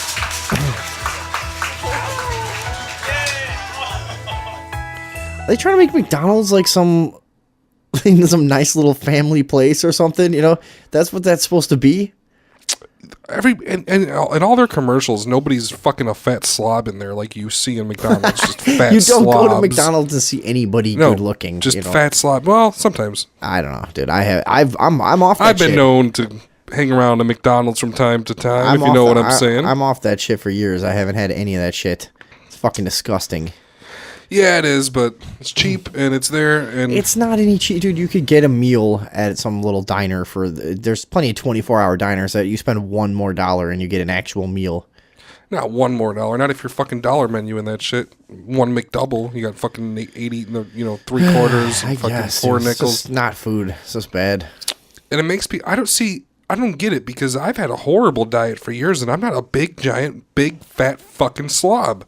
Like some people, and they're younger than me. There's fat slobs that are young. If you had enough money to eat as much as you wanted to, you would be a giant fat slob. That's not true. Yeah. You're kind of overweight already. I've always been kind of overweight. And you're too poor to eat regularly. You know? So like if you could actually eat as much as you wanted to, you'd probably be giant. So my poverty is keeping me not blob is what you're trying to say to And me? it's not even, yeah, I mean, that's what I'm saying. It's like barely even holding it together. Like you're still out of shape as it is and you can't even afford to eat. I can beat you in a foot race. Yeah, right. You don't think so? No. Okay, next Sunday, bro. All right. Next Sunday. Oh, really? We're going to do a foot race? Next Sunday. Sunday, we're doing a foot race. That's right. We can do it. We can set that up and we can mic the whole thing. Yeah. And we can get somebody to announce it. And then the person, and then I'm pretty sure I'll probably be heavily breathing for like 40 minutes. I'm pretty sure you're gonna fall down immediately because Just have a coronary right there. yeah, you're gonna start running and just fall on What do the you wanna ground put and on start it? convulsing immediately. Fit the whiskey? I don't care. What do you want to put on it? We'll figure it out for Sunday. I'm gonna do it, and if it's snowing, we'll get those tennis rackets for your feet. Oh right, yeah. Fuck it. Everybody knows. A couple of tennis rackets on your feet will take care of that shit. Okay, or snowshoes, or what do you call those? I don't know. Tennis rackets are fine. There's snowshoes. I'll fucking race the shit out of you. But I don't understand. I wish should. people could see you saying that. You don't look like a person who could run at all. Are you kidding me? I'll run like a motherfucker, dude. I'm like Michael. No, I'm like black guys. We'll do this. we'll do this on Sunday. We're doing a foot race. Okay. What else did we have from Sunday this last Sunday that we were supposed to get to? I don't know. You got the list over there? I'm down to talk about anything. All right. So my co-host has had a stroke, and we have to end the show. I'm pulling my wallet out. You had an idea before the show. Do you remember what it was? I do not remember what it was. Some reactions. Oh yeah, the fucking Super Bowl reactions. Those are good, dude. It's grown men crying, screaming, like doing things only fucking children would do if they you didn't hook them up with a Power Wheels or a Sega, like in the store, like making noises, making faces, like just losing their fucking minds over it. And Like, this is something that we're fascinated people by. collapsing. We're fascinated by this as a show in general. Is people's obsession with sports. Collapsing, grown men collapsing, and you And can the see emotion, you the can see emotion that it causes. and Yeah, you see it's the look on fucking their nuts. face. It's one of those shifty eyes that way, eyes that way. I don't know what to do. This is the most devastating thing I've ever heard, and they collapse. You know what I'm saying? And I don't even think they would act that way if one of their relatives died. If their wife died. It doesn't even... They're acting fucking crazy. Do you think it's forced? Forced? Yeah, forced. I don't know. I think it's worse in a room of people because you have to show that you care the most because it's important to everybody there. I don't know. I don't know the mentality. We need to do like a full fucking study on this shit and do like a special or something because I don't know what's going through those fucking weirdos' heads. Like, yeah, you're fucking 40, dude. You've been working like 50 hours a week for fucking like 25 years. You own a home. You have a car and a family. And you're freaking out about this? What is wrong with... And it's both ways. It's it's people getting like crazily upset and then insanely happy if they like if they're on the winning team, right? People that wouldn't react any certain way or any way close to this if they got like a raise at work or if they like got a great new girlfriend or if they got a fucking some achievement in their personal life that they did that was actually something they worked for or celebrated. People people don't jump around screaming and go nuts and cry and stuff, but they should. Yeah, I mean, but it's this thing that you're watching just as a complete spectator is just driving you into this kind of frenzy. Is there nothing wrong with that? Do you think that being part of like love in a sports team, like collective consciousness, actually like channels some sort of energy to you? You know what I'm saying? Yeah, like in of course sense, it does. But like, it's fucking. That doesn't mean it's not stupid. No, it is stupid. It's stupid as fuck. But no, what you're saying is right on. I mean, when do you care about shit? When do you fucking when do you jump up and down and fucking scream like a maniac when something awesome happens to you? Right. When you're fucking, when you find $20, like, oh, you know what I mean? Well, Fuck yeah. Not that it has to be that, but like, when do you have this consistent of enthusiasm for your own achievements, right? And for and your, I've for said your that own, before for too, your own right? life, and put the amount of energy you put into your fucking sports team into your own life, you'll probably be doing pretty fucking good for most of these guys.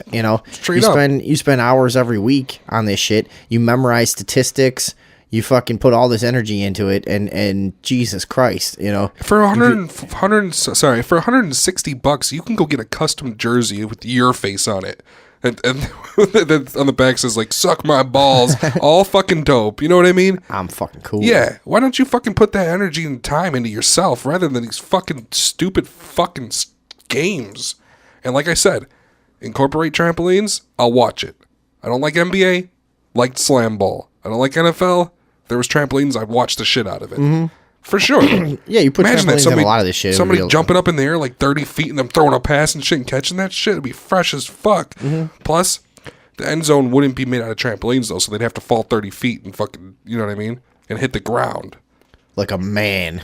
Like a man should. A giant 100-yard trampoline with just stone fucking end zones. right. And exactly. Just the whole fucking field's a trampoline. That's what I'm saying. Now we're talking. Yeah. You know how many broken ankles and legs you'll see? Tons. They would be dude, they would be fucking just like fucking launching. Listen to some of these fucking reactions. God. We're going to check out some reactions to the end of the Super Bowl here. Which ended with like a devastating... I guess it was like a down to the wire kind of shit. So these people are celebrating. No, it was... they were on the goal line and fucking decided to pass and got picked off. And that was the game if they would have fucking made the pass. The NFL's so fucking rigged. See, they had to fucking do something because I guarantee you, the NFL is so fucking of course. rigged. It's so fucking rigged. It's wrestling. It's the same as pro wrestling. We talked about it Sunday. There's so much shit like that always happens.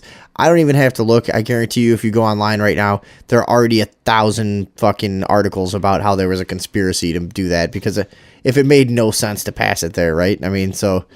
I mean, sure, I guess. They were trying to make a play. He thought he can pass to the dude. He missed. Yeah. So, anyways, whatever. That's my thought.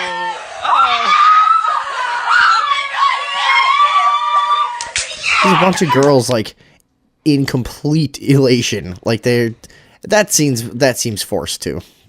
Oh, girls are really, really weird.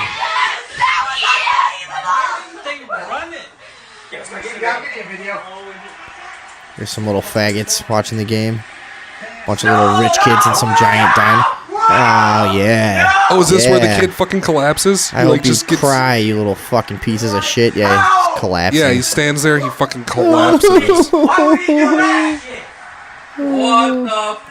Those guys somewhere else did something that I didn't like.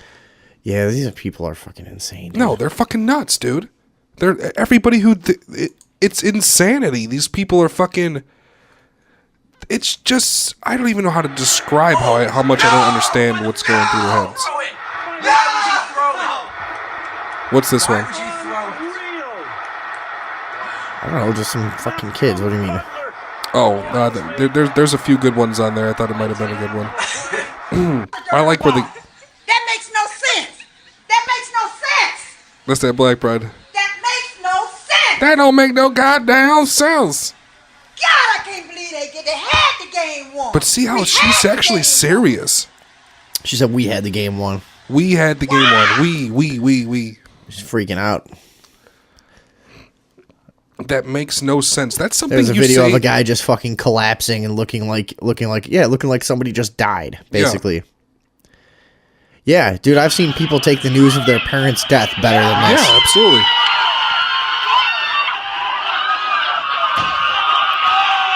People fucking go nuts. It's... I never understood this. I always, when I was a sports fan as a kid, I remember always having to force enthusiasm, you know? I love this one. Listen to this guy. He's acting like somebody's cutting his toes off. He's cut. That sounded like me when these people are that's what I did when they genuine. Came. Yes!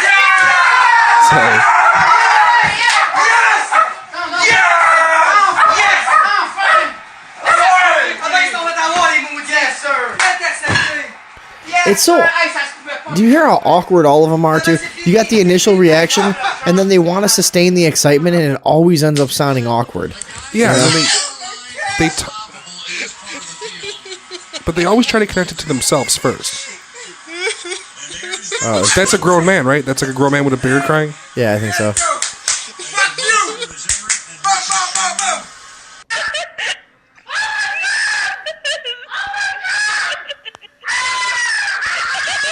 Sounds like the fucking primate house at the zoo. This is so it's like pretty reflective of our need to do some fucking tribal shit, though. You know how like this is such a huge release for people. And they are like screaming like war cries in a way. It can be compared to like the people you see at like televangelists, like in the front row, like they're freaking out because of God and all that. It's something very, very fucking like deep rooted inside. I don't know what. No, it is. It's like it's the same thing animals do. Oh, we are animals, but like forgot about that for a second. For a second, yeah. Starting to get uppity for a minute there, but it's like this natural like war cry thing in victory. You know, here's a mixed crowd here. You guys fucking. A little bit of both, but it's this, you hear some of these people the way they're screaming, and these are people just in their living room alone jumping. I mean, because they think they're supposed to have some kind of reaction right. too. That's what's so awkward about it, is like a lot of people, here's this guy is a fucking faggot retard. Is this the guy jumping up and down with the kid? Here's like my God, an Italian guy in his 50s here. Listen, look at the look on his face after he hit the first pause. He just looks. He did a scream with a pause for a breath. Oh, here, this guy. And his I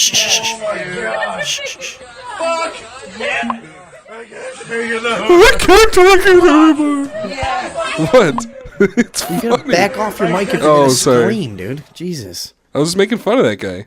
Good. And also that is fucking good. trampling over the end of it. No, I kind of said it along with him. It's fucking hilarious, dude. And that guy was like a big, like 340 pound. Just listen. Fuck yeah.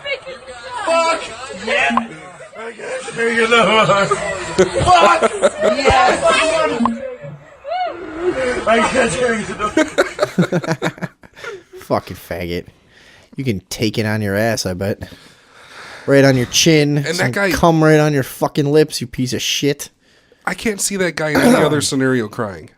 That big weirdo, you know what I mean? Yeah. Like, people are breaking down over it. Something is happening inside of their fucking synapses that's making them, like, have, like, an extreme anxiety, like confusion. They don't know what to do. They're like pre-stroke victims, man. But it's also, it's like we've talked about over and over. This stuff is a substitute for the part of your brain that just needs to be part of, like, some kind of tribal conquest. You know, it's a fucking a leftover from other parts of human evolution where you want to be part of some tribal victory. And it's fun. It's fun for anyone. It's fun when your group wins. It's fun when you got money on it. It's fun when you got money on it. I'll watch the shit out of sports. It's a part of the human brain that's causing people to act like this. It's a natural thing. Right.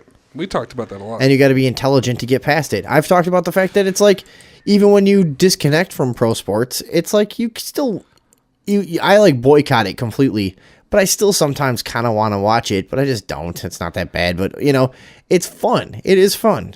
It's just easy, fun, dumb bullshit. You think it's fun to like go and root for a team and shit?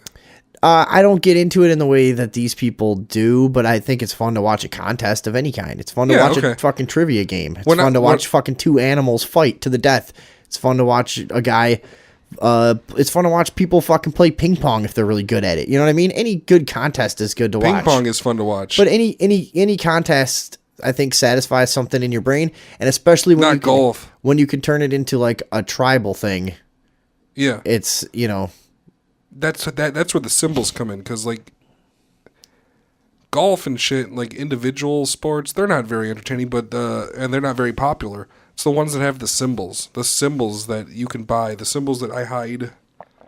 I'm actually wearing a hat right now, a Bears hat. It's inside out. To say we're not on a. He shows it to me when he's like, no. I wasn't gonna say. I hide. Yeah. I'm wearing a hat. I have it inside out because I don't want anybody to talk to me about it. Because it's a Bears hat. Because it's a Bears hat, and everybody. Oh, how about the traded the? Shut up. Yep. I don't care about that. Can you loan me $1,500? Get out of my face. I don't care about. I don't want to talk to you. Why would they loan you $1,500? Because that's what I want from them, and they just want to talk about sports. But I don't want to talk about sports. I want them to give me money if they're going to talk to me. And that's the thing is, I look like a weirdo, doofus freakazoid the way I dress and shit, and like 40-year-old, 50-year-old like people will try to talk to me because I'm wearing a Bears something. Like we're friends now. Like you're my friend. Like how about that? What? Listen, I don't want to talk to you. I stole this hat, dude. I've had the experience many times where to this point I'm rude, and maybe it's not. I shouldn't even say rude because people are fucking stupid and rude for assuming that you care and know anything about this shit. But like, I had the experience plenty of times where I'm like standing at a bar and somebody's just like, like what's some name, some random fucking name. How about Robinson? I don't know why, but here. Hey, Robinson's got that knee thing going on. I hope he gets back. And I'm like, what are you fucking talking? Yeah, right. I just look at him like, I used to try to like be nice about it, but now when somebody does that, just bland sports talk at you, like you're gonna do it back with them, and you have no clue what they're talking about. I'm like, dude, what are you? I'll just look at them like, what are you talking about? I know what you're saying. I know what. So I'm like, dude, I don't know that shit. I don't watch sports. A couple times. What do you mean you don't want? Like, I don't. And I'll tell people straight up, I don't have time for games, dude. I don't have time to watch games. I'm sorry. I can't spend 6 hours of my fucking week watching some games. I don't know why you can, but I freaking can't. And I'm just rude about it now. I know exactly what you're saying. I wouldn't even say I was rude about it. Because sometimes I forget I'm wearing my T-shirt that I dug out of nowhere, or my hat that has some white socks, or you know what I mean. I forget I'm wearing it, and I literally am confused for like 3 sentences. Like, excuse me, and they're just like, well, and I'm just like, what they're like, oh, the socks, and I'm like, oh, my hat. No. just no. No, Get away sorry. from me. I'm poor. I had to take this hat. Yeah, but that's all I have. I've been confused a few times for a second or two. Like, what is this guy trying to? I really didn't know what he was saying a couple times. People, especially because I'm confused a few well, I'm times an a minute alcoholic, for a and I second go or into two. liquor stores a lot. Yeah. So like when you're in the liquor store, it's like that's like okay to talk to anybody about any sports team they're wearing or something like that. I remember when I was a kid, my mom bought me a fucking Green Bay starter jacket. I didn't realize at the time that it would be the biggest mistake of my fucking life. Oh, the worst. And I was just, and I literally couldn't go around anybody or any adults, and they'd be like, you came here with the Green Bay better than like, dude, it's a jacket. Leave me alone. Who cares? The What worst. do you care? The worst ever. Hey, where are you from? Near Chicago. Oh, go Bears. No, everywhere you go in the country, that's people's way of connecting with you. That's how crazy this shit is. Anywhere you go, where are you from? Oh, the White Sox are doing like, I don't give a shit. You and I both, brother. I don't give a shit for nothing about Two sports. things that just drive me fucking nuts in their prevalence in the way that people assume that they have legitimacy. Religion and sports. And I can't believe that in this stage of human evolution, we still deal with them socially and they're still as much of a nuisance as they are, you know? And it's like, you can avoid them and stuff, but people think you're a fucking weirdo now. Half the people I fucking know, my friends and family, think I'm some kind of crazy fucking weirdo because I'm not interested in fucking religion and sports and shit and whatever. You know what I mean? Or you're not interested in politics because you know it's bullshit and you try to explain it to people and they think you're fucking nuts. These fucking topics that I feel like people should just get over pretty easily in this day and age are just really a huge nuisance for an intelligent person in society. Well, that is true. It bothers me a lot. It's really honest, annoying. It's really annoying. But if you're honest with people about what you really think, because a lot of people aren't honest. A lot of people won't go to Thanksgiving like I'll go to Thanksgiving and talk about Sirhan, you know? Yeah. Like CIA mind programming and shit. Right. And like a lot of people that know about that stuff will just go along to get along, you know? But when you don't, and you're open about your thoughts on religion, and you're open about the fact that you think sports is fucking brainwashing bullshit, then people just fucking, they don't really think of you the same way anymore. They don't think of you as their social peer anymore, you know? Like there is a disconnect, yeah, for real. There is like you are a weirdo or something like. Yeah. But they're the weirdos. It's weird that a million people know the same thing. It's not weird that a million people don't know the same thing. That's normal. Everybody shouldn't know everything about. You're saying it's weirder that people have allowed themselves to be homogenized in these certain areas. Right. Like, it's weird that they all know what Urlacher did. And it's weird that 5 million people know that. It's very weird. Mm-hmm. Okay? You guys know that, and it's a big deal to you guys, and whatever. But you know what sport I would watch? I don't think he's even around anymore. I think he is. He's still the running. He's like the running back for the running. He gets the guy that Does New Brunswick still have a team? When the other guy says hike, he's goes and gets him and grabs him. I don't know what that is. Like he just grabs his ass or what? He's the sacker. Oh, the sack grabber. Yes. Yeah, right. He's the sack. When they call the other guy has the ball and he says hike, it's this guy's job, Urlacher, to go get him. Oh, he runs forward. The forward runner. He's a running forward. The run forward guy, like right in the middle. He's right in the middle or off to the side. And he tries to get the quarterback. I know that guy. That guy. I've been that guy in Madden. I've played the game. You switch, on defense in video games, you switch the guy right on the edge of the line and try to fucking sack him. Mm-hmm. And then on offense, you just throw it as far as you can in video games. But you know what? That's true. That's all I know about football is that I've played Madden. That's about I hate Madden. I never liked it. Do you know what sport I would watch? If they brought back jousting, I'd watch the shit out of that. Would you? Fuck yeah. I think jousting's boring. 30 miles an hour, head-on collision with fucking big giant sticks. Dude, people would get hurt all the time hard. All right. I'm going to say that, okay, that's fine. Right? But jousting, if you've ever been to one of those stupid fucking... I've been to the Renaissance Fair where it's staged, It yes. takes too long, first of all. There's like 15 minutes between each one, at least. And it's fucking stupid, and half the time they miss each other.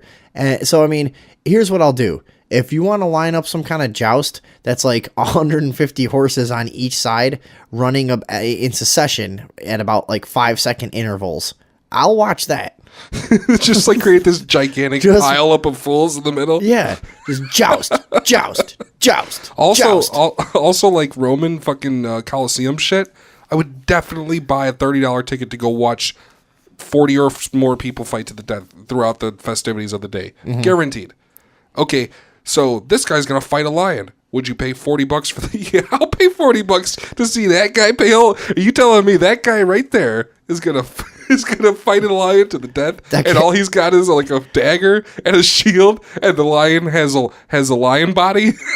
I'll pay fucking $25 for that. Fuck. You know what I'm saying? Wouldn't you pay for that? No. Yes, you would. That maybe if I didn't have the internet to watch my death videos, but I like to be separated. I like to be safe. I like to be off in the distance, just viewing it in a dark room by myself and trying desperately to separate that from any sexual feelings I might get. But you know, I've talked about that on the show before, how I'm trying not to become a sexual sadist serial killer. Yeah, okay, yeah. Because I've noticed that like violence is kind of arousing, you know. You get that. Everybody gets that. It's normal. I get that it's violence It's towards exciting. women is arousing. No, I didn't say that. Violence towards men is arousing? Anyone. I don't know. Like here's the thing. Violence is exciting. There's a reason that we are fucking as a culture addicted to it. Okay. You know, and so from even the death videos and all that shit, you know, football's fucking violent. Don't think for a second that the reason people watch it isn't to see fucking giant dudes slam into each other in dangerous ways. You know, slam. Oh yeah, dude, fucking slamming each other right up the middle. Okay, I'm gonna stop you here. Hold I got on, another no. idea. But the point of it was that I'm trying not to become a sexual sadist serial killer by connecting sexual thoughts to violence. But there's something that, seriously, and I'm just being honest here, and this is one of the weirdest things anyone's ever admitted, probably. I feel like there's some natural connection to like violence and sexual excitement that can happen to you if you become antisocial and negative enough. Well, no, look at animals and shit. But I'm saying when an animal like a lion fucks another lion, what do? They jump on they bite their fucking neck. I mean, they say, "Bitch, this is mine." You know what I mean? So there is something about that. I'm strong. I'm fucking you. You know what I mean? So I mean, I could see that easily, right? Or is that what you're trying to? Is you agree? Or, and I think there's some natural path there in the human mind that's not like, you know, psychology's a weird thing, and they try to make it so that any person who does this has a sickness, and any person who does that has a sickness. And I think more often it's paths you can go down that shape your psyche. So if you have the awareness to choose the right paths, awesome. Like, I feel like I do. Like, I won't go too far down this road, you know, but I think there's a natural. Sure, that's how they all feel at first. No, honestly, because I'm playing it up a little bit until you don't call me one day, and then and then I don't call anybody that I know that knows you, and then you just kind of just stay in your house, and then. But I'm playing this up a little bit for the show, but I do think there's like a natural tendency if you're negative and antisocial enough, and you kind of breed enough fucking weird. Yeah, just that's the only way I could say it is antisocial fucking negative thoughts that you can just go down this path of like, yeah, harming someone is exciting and arousing. You know, I totally see it. Okay, I totally see it. Okay. And I'm trying not to go there. Me myself, I would never personally want to kill somebody. I'd want to punch them hard and hurt them bad and let them know that I did it. Yeah. A lot. I want to do that to people a lot. But if I kill someone to death. You know, if I become a serial killer, I am caught so bad because of all the fucking trail of like the progression that I've left. Is like I'm just now starting to experience remote sexual feelings related to violence. I'm like detailing my progress into stepped on a couple ants last week. Yeah. This week, twisted the head off a squirrel, ate it. I mean, Yeah. Well, it's no big deal. I'm not just gonna saying, let. I'm not gonna let it get too. I'm not gonna far. go too far. Yeah, right. You know, and some prostitutes want to be killed. You can just tell. You can just tell by looking at them. They're No, not. that's exactly you know. what they want. That's okay. So now you're getting into something here. See, because it is sexy to beat a prostitute half to death. Oh, you think so? Yeah. Why? Because when it's better when she's crying. Is that just a frat boy joke that you're trying No, to make? that's just something that's true. What's true? That there is something sexy about some making a girl submit and do what you want, even though you made her very sad, and that's when she shouldn't let you do what you want. You know what I mean? No, I don't get that one. Well, well. No, I really don't. I don't get I was down trying that. to I don't agree with you. No, I don't get down that way sexually, though. I honestly don't. So you don't choke my, bitches? My natural sexual relationships have always been very affectionate. Like I never really go down that road. But you want to. So No, you're just, not really. You're just fucking. You're just. Because I've had plenty of sexual relationships that I could have done whatever I wanted. No, I can see the pressure building inside you as I look at you. What do you mean? Your pressure is building. It's a fucking ticking time bomb. that you're just all nice and sweet to all the girls you fuck, but secretly you really want to fucking strangle them out and smack them around. And No, fucking stick in your fact- fingers down their throat, make them puke all over you. Well, that's stuff like different, that. but, well, you're saying a lot of different things there. I've actually had girlfriends that like to be choked. And oh yeah, who hasn't? And like to be all this different stuff, and I'm always the one that's like, you do? Oh, okay, you know. I'm never the one fucking leading the way in that department ever. You want to know how boring I am? This is why I have to be happy with whatever girl likes me, is because I'm totally happy with the same regular sex every day forever. I don't give a shit. Do a little from behind, little on top, fucking done, whatever, don't give a shit. I don't want to have sex for 45 fucking minutes. I really don't give a shit. You know what I mean? I'm not that intense of a fucking sexual person who's into all kinds of weird shit, but I'm just trying not to become a serial killer, because since I've been a little kid, I've kind of thought I might become a serial killer one day. So I'm just trying not to go down this path of sexual sadism. That's all I'm saying. It's impossible to become a serial killer with the forensics. I mean, that's probably the only reason you haven't. If you knew you could do it, you'd probably be doing it. I could get away with it, dude. No, you can't get. How are you going to get away with it? How are you going to get away with it? Well, if you have, first of all, if you, like I've talked about before, if you watch any of the serial killers, first off, you're going to have a shaved head, so there's no DNA evidence. You have a shaved head, don't you? I do. Once in a while, I shave my head. Is it shaved now? I don't know. I got a hat on. I can't really tell. Okay. The thing about serial killing is, how are you going to rape them without leaving DNA? We've done this on the show before. There's more uncaught serial killers than caught ones, because cops are too retarded, dude. They go off the FBI profiles, and if you were a serial killer who wanted to not get caught and also had, say, the Discovery Channel, you'd be able to learn everything you needed to know to avoid being caught forever. All you would have to do was deviate from the FBI profile, and the cops would spend 14 years interviewing people that fit the profile before they considered someone like you. That's what's fucking apparent from everything I've researched. You could get away with I could kill I bet you, let's do this for the show. I bet you I could kill 1,000 people. All right. I'll kill 1,000 people. One person a week. I'll kill one person a week for the next 1,000 episodes. Episodes, and I will prove to you that I can do it without getting caught. Okay. And after I've done the 1,000th, you'll let the cat out person, of the bag. I will give you all the proof. Okay. So, how did we get to this from sports? I don't know. I was talking. We'll have to listen. Yeah, I guess so. Oh God! I think just because I threw it in there. Yeah, you wouldn't let it go. You wouldn't let it go. You needed to get that off your chest, huh? No, I just threw it because it's become a theme of the show that I'm trying not to become a serial killer. Okay. Because I've talked about it a few times. How you try to separate, because the death videos oftentimes is that you got to try to separate that from your masturbation time. That's all I'm saying. You can't masturbate right after watching death videos. I never have. How we got into this. Yeah, you got to try not to, You know what I'm saying? It's a little bit difficult sometimes. I know what I know the words that you're saying, yeah, but I don't know what you're saying. I don't. No, I mean, I'm just saying sometimes. It's not like you want to. It's just you start to get a little aroused. With okay, back to sports. You'll pay to watch. Okay. Jousting, 150 horses on each side at 5-second intervals. But you wouldn't pay $20 to see a man fight a lion. I guess if I was allowed to jerk off. Okay. Midget, giraffe, $20 to the death.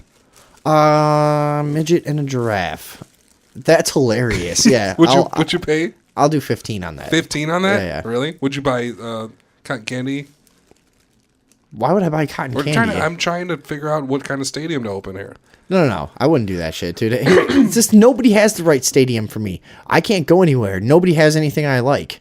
You don't have it. There's no stadium that has bourbon on tap and a giant weed smoking area. Right. There's no fucking stadium. Mine was, well, see, now you're talking to me now. Mine would. Okay, so now, what else could we match up here? Okay, we'd have two catapults at either end of like a football field, and we'd try to shoot guys into each other in midair. I'll watch that. You'll watch that? Yeah. How much? $20? What are the guys' motivation to do this? Are they just sentenced to this? It's a death sentence. Yeah. Okay. Either you go to jail for life, or we get to put you in a catapult and try to smash you into somebody else that's in a catapult flying through the air as well. And if you survive, you survive. We're not going to give you any money, but you can be homeless and not dead. Here's what I'll pay for that. I'll pay $50. $50 for that? I'll pay $50 to see two guys slammed to death in the air. About 200 feet above the ground with catapults. With sophisticated catapults that they know these guys are going to slam directly into each other, regardless of how hard they flail through the air. We are going to shoot them at 1,000 miles an hour, and it's going to be like that bird that Randy Johnson exploded. Oh, God. Speaking of sports. And that's what it's going to look like Remember every time. In fact, we're going to put bird outfits on them. I'll pay $55 if you tar and feather them before you do it. This is what okay, see, this is the kind of shit that would make me support the government. If this sort of shit was going on, I'd be like, listen, this is awesome. And it was hilarious. It's like, vote Obama, man. This is fucking sweet. He set up these catapults and shit. Yeah, right. Third term, motherfucker. And you'd be like, yo, dude, grab that bag of chips, just put it in your jacket. I'd be like, no way, dude. I'm not trying to get exploded via catapult other person. Tarred and feathered. Fuck that. But you know what?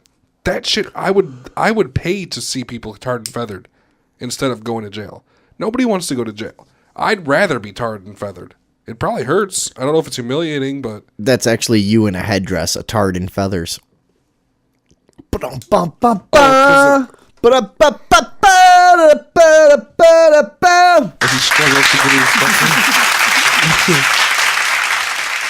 No, I'm serious. I mean, there's four sports we're allowed to watch, and they're fucking boring.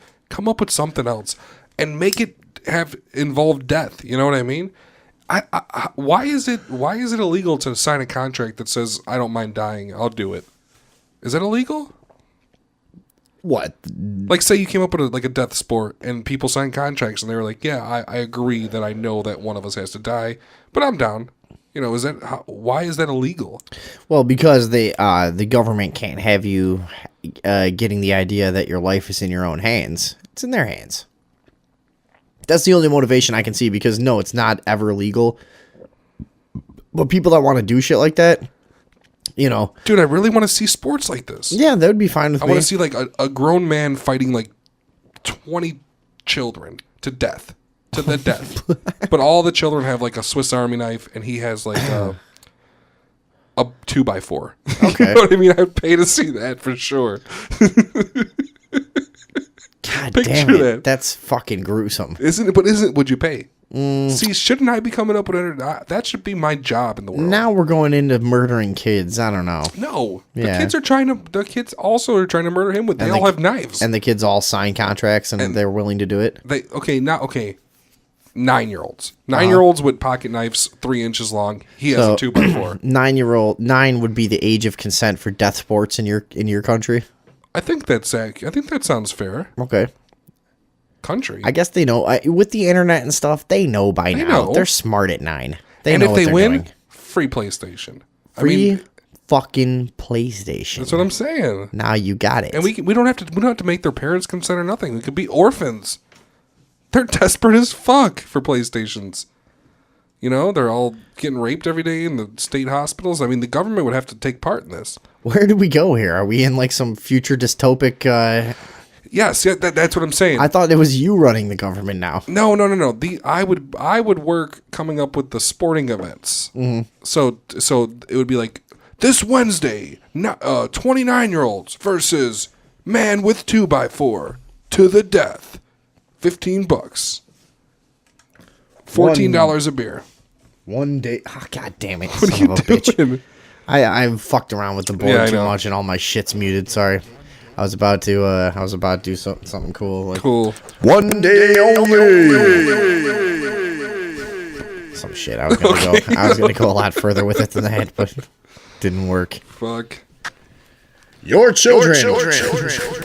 Fighting to the death, armed with a pocket knife only. Yeah. $55 at the county stadium. In Wickapog. Wickapog? That's the wacky waving inflatable flailing arm tube man. At the end of the cartoon, he's on the roof with his hands flailing. Wickapog! Wacky waving inflatable flailing arms tube man. Wacky waving inflatable flailing arms tube man. Wacky waving inflatable flailing arm tube man. Flailing arms tube man. Hi, I'm Al Harrington from Al Harrington's Wacky waving inflatable flailing arms tube man warehouse and emporium. Sorry. Dude, at overshipment era, we are overstocked on web. I used to know that whole fucking Yeah, me thing. It too. used to be hilarious to say at parties. Yeah. You saw the other one, right? Man, back in the day, you could do the Al Harrington bit and just get your dick sucked in the bathroom. That's right. Back in the day, you can get your dick sucked in the bathroom by any old fucking high school slut. Just be like, hey, I like you. And she'd be like, I like you too. And grab your dick and be like, all right, here we go. Chicks are sluts. Hardcore sluts, dude. Damn. You told them. And that'd be a good one too. Like 5 women versus 1 man, just bare knuckle. Dude, I'd fucking pay to see that all day long. To the death. To the death? The death. Why do you want to see so much death sports? See, I like to see people get murdered in the good old-fashioned way where somebody's mad or somebody needs some money and they just kill a motherfucker. Because it's contest. It's yeah, funny. I guess a contest is a more honorable thing to watch. It's funny. I'm worse than you. Why? Because I like to watch, like, innocent victims get stomped to death, and you like to watch, like, an actual contest take place where people die. Well, I said giraffe versus midget. That's Holy a victim getting shit. stomped to death. The midget had no chance. Yeah. What's he gonna do? Climb? I guess he could climb all the way up and punched in the face, but I mean, he's probably gonna fall. All right, here we go. I got something else. What you got? A mysterious hum sound is driving people insane, and nobody knows what's causing it. You've told me about shit like this before, so I found this article. Yeah, we need to do a bigger thing on this. Why? What do you think? Is this in Europe or what? Well, this article is from disclose.tv, so you never know with them. But Dr. Glenn McPherson doesn't remember the first time he heard the sound. It may have started at the beginning of 2012, a dull, steady droning that of a diesel engine idling down the street from his house on the Sunshine Coast of British Columbia. Excuse me. A lecturer at the University of British Columbia and high school teacher of physics, mathematics, and biology, months passed before McPherson realized that the noise, which he'd previously dismissed as some background nuisance like car traffic or an airplane passing overhead, was something abnormal. Once I realized that this wasn't simply the ambient noise of my living in my little corner of the world, I went through the typical stages and steps of trying to isolate the sources. He assumed it may be an electrical problem, shut off the mains to the entire house, got louder, went driving around his neighborhood looking for the source, and noticed it was louder at night.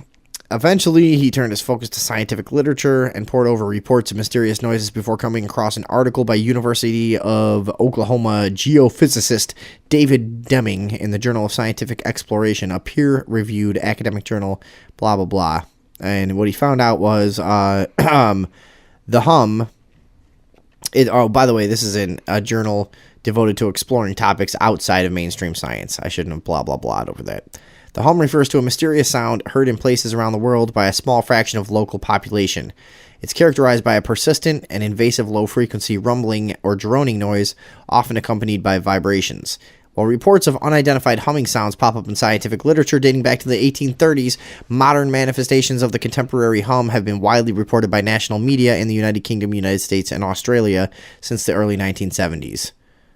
So, you've seen a lot of this shit around the old intranets. Yeah, in Europe, a few, somewhere around London, there's like 5 suicides a year over people hearing these tones, these notes, these hums, these, you know what I mean? It's kind of weird. There's a movie about it called Ultrasonic, which is pretty good. There's something to it because I can hear humming.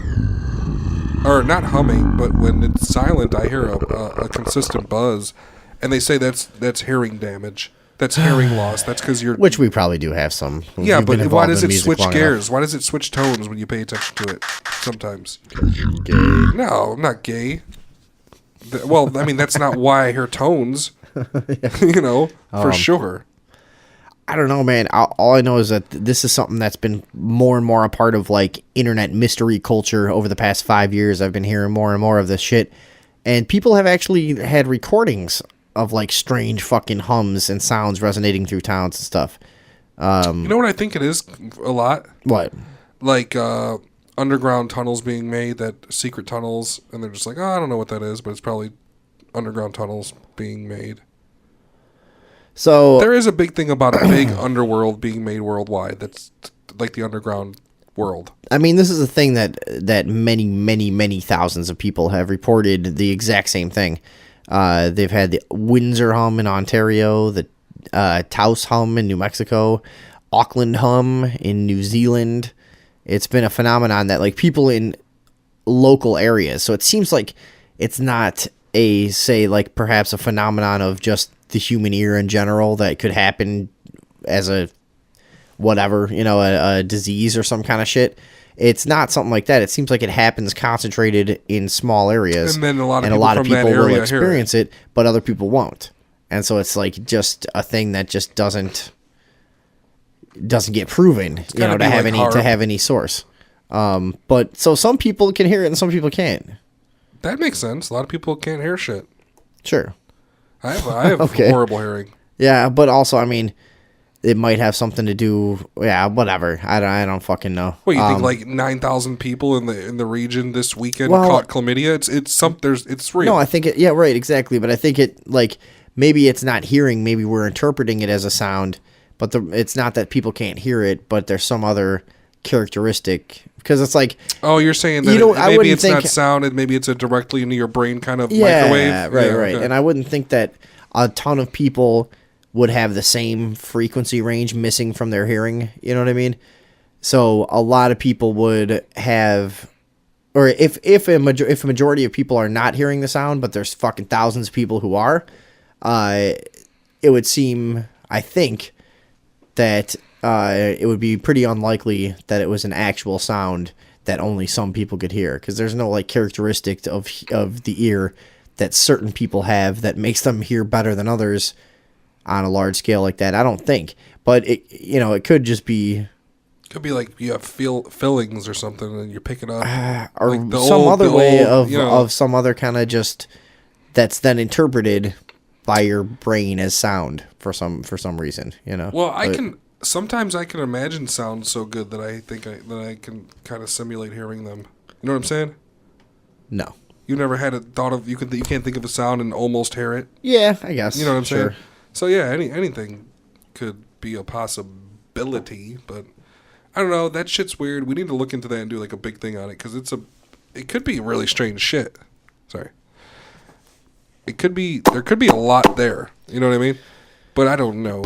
But I do hear like buzzing. I hear like a loud tone, like a high pitched tone when I'm in a dark, silent room.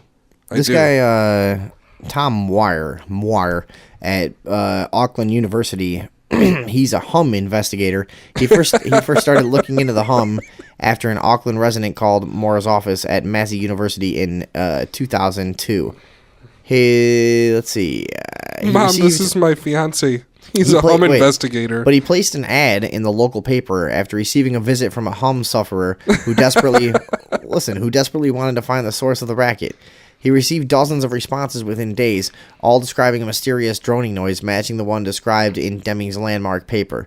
Residents of Auckland's northern shore claimed that the hum was so intense that it was preventing them from sleeping or concentrating. So he got fucking shitloads of responses from people in a concentrated area. Something's going on with this. And they seem to have all connected each other across the world as having had the same experience. But this is another thing you're just, it's not happening. Well, are they saying that this goes away or it just lasts forever? Like it shows up places, but then it stops, right? It doesn't just go on forever. No, it's a phenomenon that happens and then goes away. Yeah. Well, then it's got to be something to it. It's got to be something if everybody all over the world gets it selectively and during certain times. There was a guy in Auckland that said the noise was so disruptive to his life that he deafened himself purposely in one ear with a chainsaw so he could sleep through the night. But why wouldn't you use a pencil? No, he deafened himself by, I would assume, the sound of the chainsaw. Just shoved it in there. Yeah. That's what it sounded like. No. But I mean, I see. So he was like sensory overloading, so he wouldn't hear it. You think that's funny that I thought that? Yeah, that's fucking... You didn't think that's how? I mean, that's how it sounds. No, I immediately thought that he used the sound of the chainsaw to deafen himself. Okay. So, Steve Cole Hayes. Well, if he's deaf, maybe he could. If he can still hear it, then it is a brain thing. That's what they should do. They should take somebody who can hear it, damage their ears, and then see if they can still hear it inside their brain. Wait a second. Yeah, that's interesting, because if this guy's now deaf... Only in one ear. But he said he could... So he was hearing it in whatever. He was able to get to sleep now for whatever reason. Or, you know what, though? That could be one insane person, too. For my entire life, I was a perfect sleeper, says Steve Cole Hayes, 60, who started to experience the hum at night in his Brookfield, Connecticut home in 2009. A mechanical engineer in the chemical industry, he, like so many other hum sufferers, has devoted his free time to searching for the source of the noise. And so he can't sleep anymore either. There's all these fucking testaments. I don't want to read them all. But just a shitload of people are affected by this fucking hum. Does this have anything to do with targeted individuals, or is this something completely separate? Like people who feel electricity from the cell phone? Same shit, right? I have no idea the what people you're who talking feel about. energy from cell phone towers and hair. Yes, I think it's kind of the same thing. The one thing I was reading last week about the hum phenomenon or whatever phenomena was in Europe, people are killing themselves over it. They can't stand it. It's driving them fucking bananas. They're just killing themselves. And they're saying because of this fucking hum noise? It's because it's this hum that's just driving them crazy. And I can't get away from it. But imagine that. I'm done. Imagine you heard a hum all the time. It was just like, wouldn't you fucking go insane? Kill myself after 3 or 4 hours, probably. I think I'd figure out a way to track it down. I'm like close to 3 or 4 hours. I'm close to killing myself already. You add you add the hum in. I don't have fucking much longer to go. That's the straw that broke the camel's back. That would be about it for me. Yeah. This hum would be it. You know what I would do? Just blast gangster rap on headphones. And make yourself deaf? No, just not hear the hum. I'd be like, and then I can go to work and just bump in gangster rap, and they'd be like, take those. I'd be like, this is a medical condition. This is my remedy. I just fucking nod my head all day listening to gangster rap. Then I'd become a real thug after that. All right. I honestly don't know what you want me to say to that. Well, okay, you know what I would do? What? You know what's more funner? What? I would go in my backyard and turn a chainsaw and just put my ear up to it until it didn't work anymore. That's much better. Might as well listen to cool music. Nah, the chainsaw would be way faster. No. How long do you think you have to fucking put your ear next to a chainsaw to go deaf? Dude, probably about 10 hours. How intense is the fucking shit going on that you have to... We got to do something on this. We got to do Jesus like a piece Christ. on this or Imagine something. trying to make yourself deaf with just... I mean, it would be so counter fucking intuitive. It's like the guys doing the Harry Carey Japanese fucking shit. Or how do you actually say it? Harikari or whatever. Stabbing yourself in the stomach, the Japanese suicide dealy. Lost. Why are you shaking, dude? I'm lost. Why are you fucking rattling your leg and shaking? Oh, I always shake my leg. It's like a thing. You're moving like a Dr. Katz fucking cartoon right now. My leg. My You're like vibrating like a fucking. Like the. I know what you're talking about. Like what the fuck is that show with the gym class? They're all just like shaking around like. I just said it already, Dr. Katz. Is that the one? I did the reference. Well, it's Brandon Small. He's done a few different cartoons. Oh, okay. Whatever. No, I shake my leg. Look, see it shaking? I just always do that. It's something I've always done since I was a kid. Does that bother you? No, but you're clearly not healthy. Like you're just vibrating like at an extremely fast rate. It's strange. What do you mean? Like my whole body or just my leg? You just shouldn't do that. Yeah, your body. My body's not vibrating. Yeah, you're just shaking all over, dude. When you sit there, you know, and relax. Yeah, your head is shaking. Your whole body's shaking. When I shake my leg, yeah, it's connected to my body. Right. What's the big deal? You've known me for how long? I've always did that. So what? It's just weird. Okay. At least I don't want to fucking become a serial killer and fucking rape women and shit. Right. I'm sure you don't. Well, no. Okay. You're right about that. Kind of do. Anyways. And if there were no forensics, I'd do it. Go ahead. You would? Yeah. See, I don't want to. If you were alive 1,000 years ago, you're born, you would have already been doing it. No, I wouldn't. See, you would have already been doing it. You would have. I'm convinced. The only thing restricting you is fucking the law punishing you. I could tell. That's why you're so fucked up. No, that's not why. Because I clearly fucking told you earlier I could get away with as many murders as I want. Okay, well, then go ahead, because you can't. Yes, I could. You couldn't get away with murdering a fly. I could get away with murdering. I can murder. Yeah, I can murder anyone. I could. Not anyone. You can't murder people you know. But I could murder fucking thousands of people without getting caught. I know I could. How many people have you murdered so far? None. Pretty good. Pretty good. All right.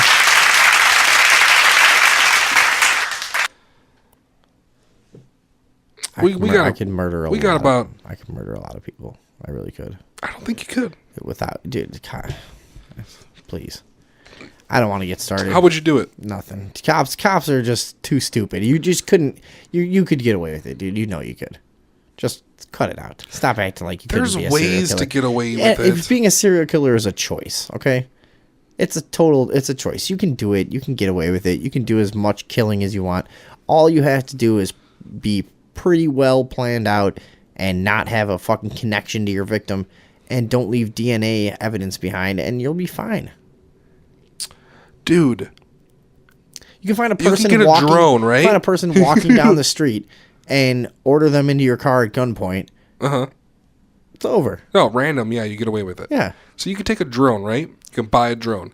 You could put like a steak knife on it and just kamikaze it into people with the camera rolling. You know, it'd be hilarious. Nobody would ever catch you then. They'd be like, "What happened?" They'd be like, "A drone just fucking stabbed me with a knife and then flew away." And you can just do it forever. Nobody would ever track that down. Yeah, they would. No, how? How would you track that down? The same way anyone else. I mean, what do you mean? You can't track a drone. It's a drone. You'd have to fucking get another drone to chase it, or a helicopter. What do you mean? How would you track a drone down? I mean, they fucking you can't do stuff like that. You can't leave evidence. If you want a serial kill, you don't leave evidence. You fucking have it come back to you. Having someone witness a certain model and color of drone that then you have in your possession with a knife tied to it, and you have to recover it and drive down the street. No. Dude, you don't do shit like that. You get a long-range drone, one you can control from like miles and miles away, and you only get like people walking by themselves at night. Then why don't you just pull up and take them in your car at gunpoint, take them out in the middle of the woods and control the whole situation? There's cameras everywhere. You don't leave bodies around. See, that's the fucking point, dude. Oh, you gotta get rid of the body that's the whole fucking point. You don't just stab people with a drone and fly it away. You fucking get them in your car and you control the situation. But then your license plate's all over, the fucking cameras all over. What? So what? Nobody sees you take the person. You take a person off some fucking shitty old road. You get them in your car. You have no connection to them. You don't. And then what do you do? You don't leave evidence. And then it's up to you. That's your style. You know, whatever kind of style killer you are. Then the next part is up to you. But You don't fucking leave bodies around. You don't stab people with drones. I think it's pretty fucking clear. I can't afford a drone. Or a knife. All I'm saying is I could get away with a lot of fucking murders. Well, I think we're fucking about done here for today. Smooth. Yeah. No, I'm done. I gotta fucking go run some errands, and I'm busy. This show is, the listeners are crap anyway. I can't believe fucking people listen to this shit. What you putting on there, Fran? What do you mean you can't believe people listen to this shit? Because they're idiots. I hate them. I hate our listeners. Why? Because I don't want them to listen to this because they're morons. Everybody listens to this show is a fucking retard. You listening? You hear me? You listening? Do you hear me? You listening? Fucking moron. God. You guys are idiots. I gotta go to the grocery store. What are you gonna get? Milk, gum, soda, some frozen pizzas. Well, I'm gonna go masturbate. And I'm gonna try to watch the death videos afterwards. Not before. Never before. That's the Sunday evening overdose promise. We will not masturbate after death videos. And I won't masturbate if you can read my mind. Especially not to death videos. Especially not to death videos. Alright, we'll see you guys Sunday. Fuck it.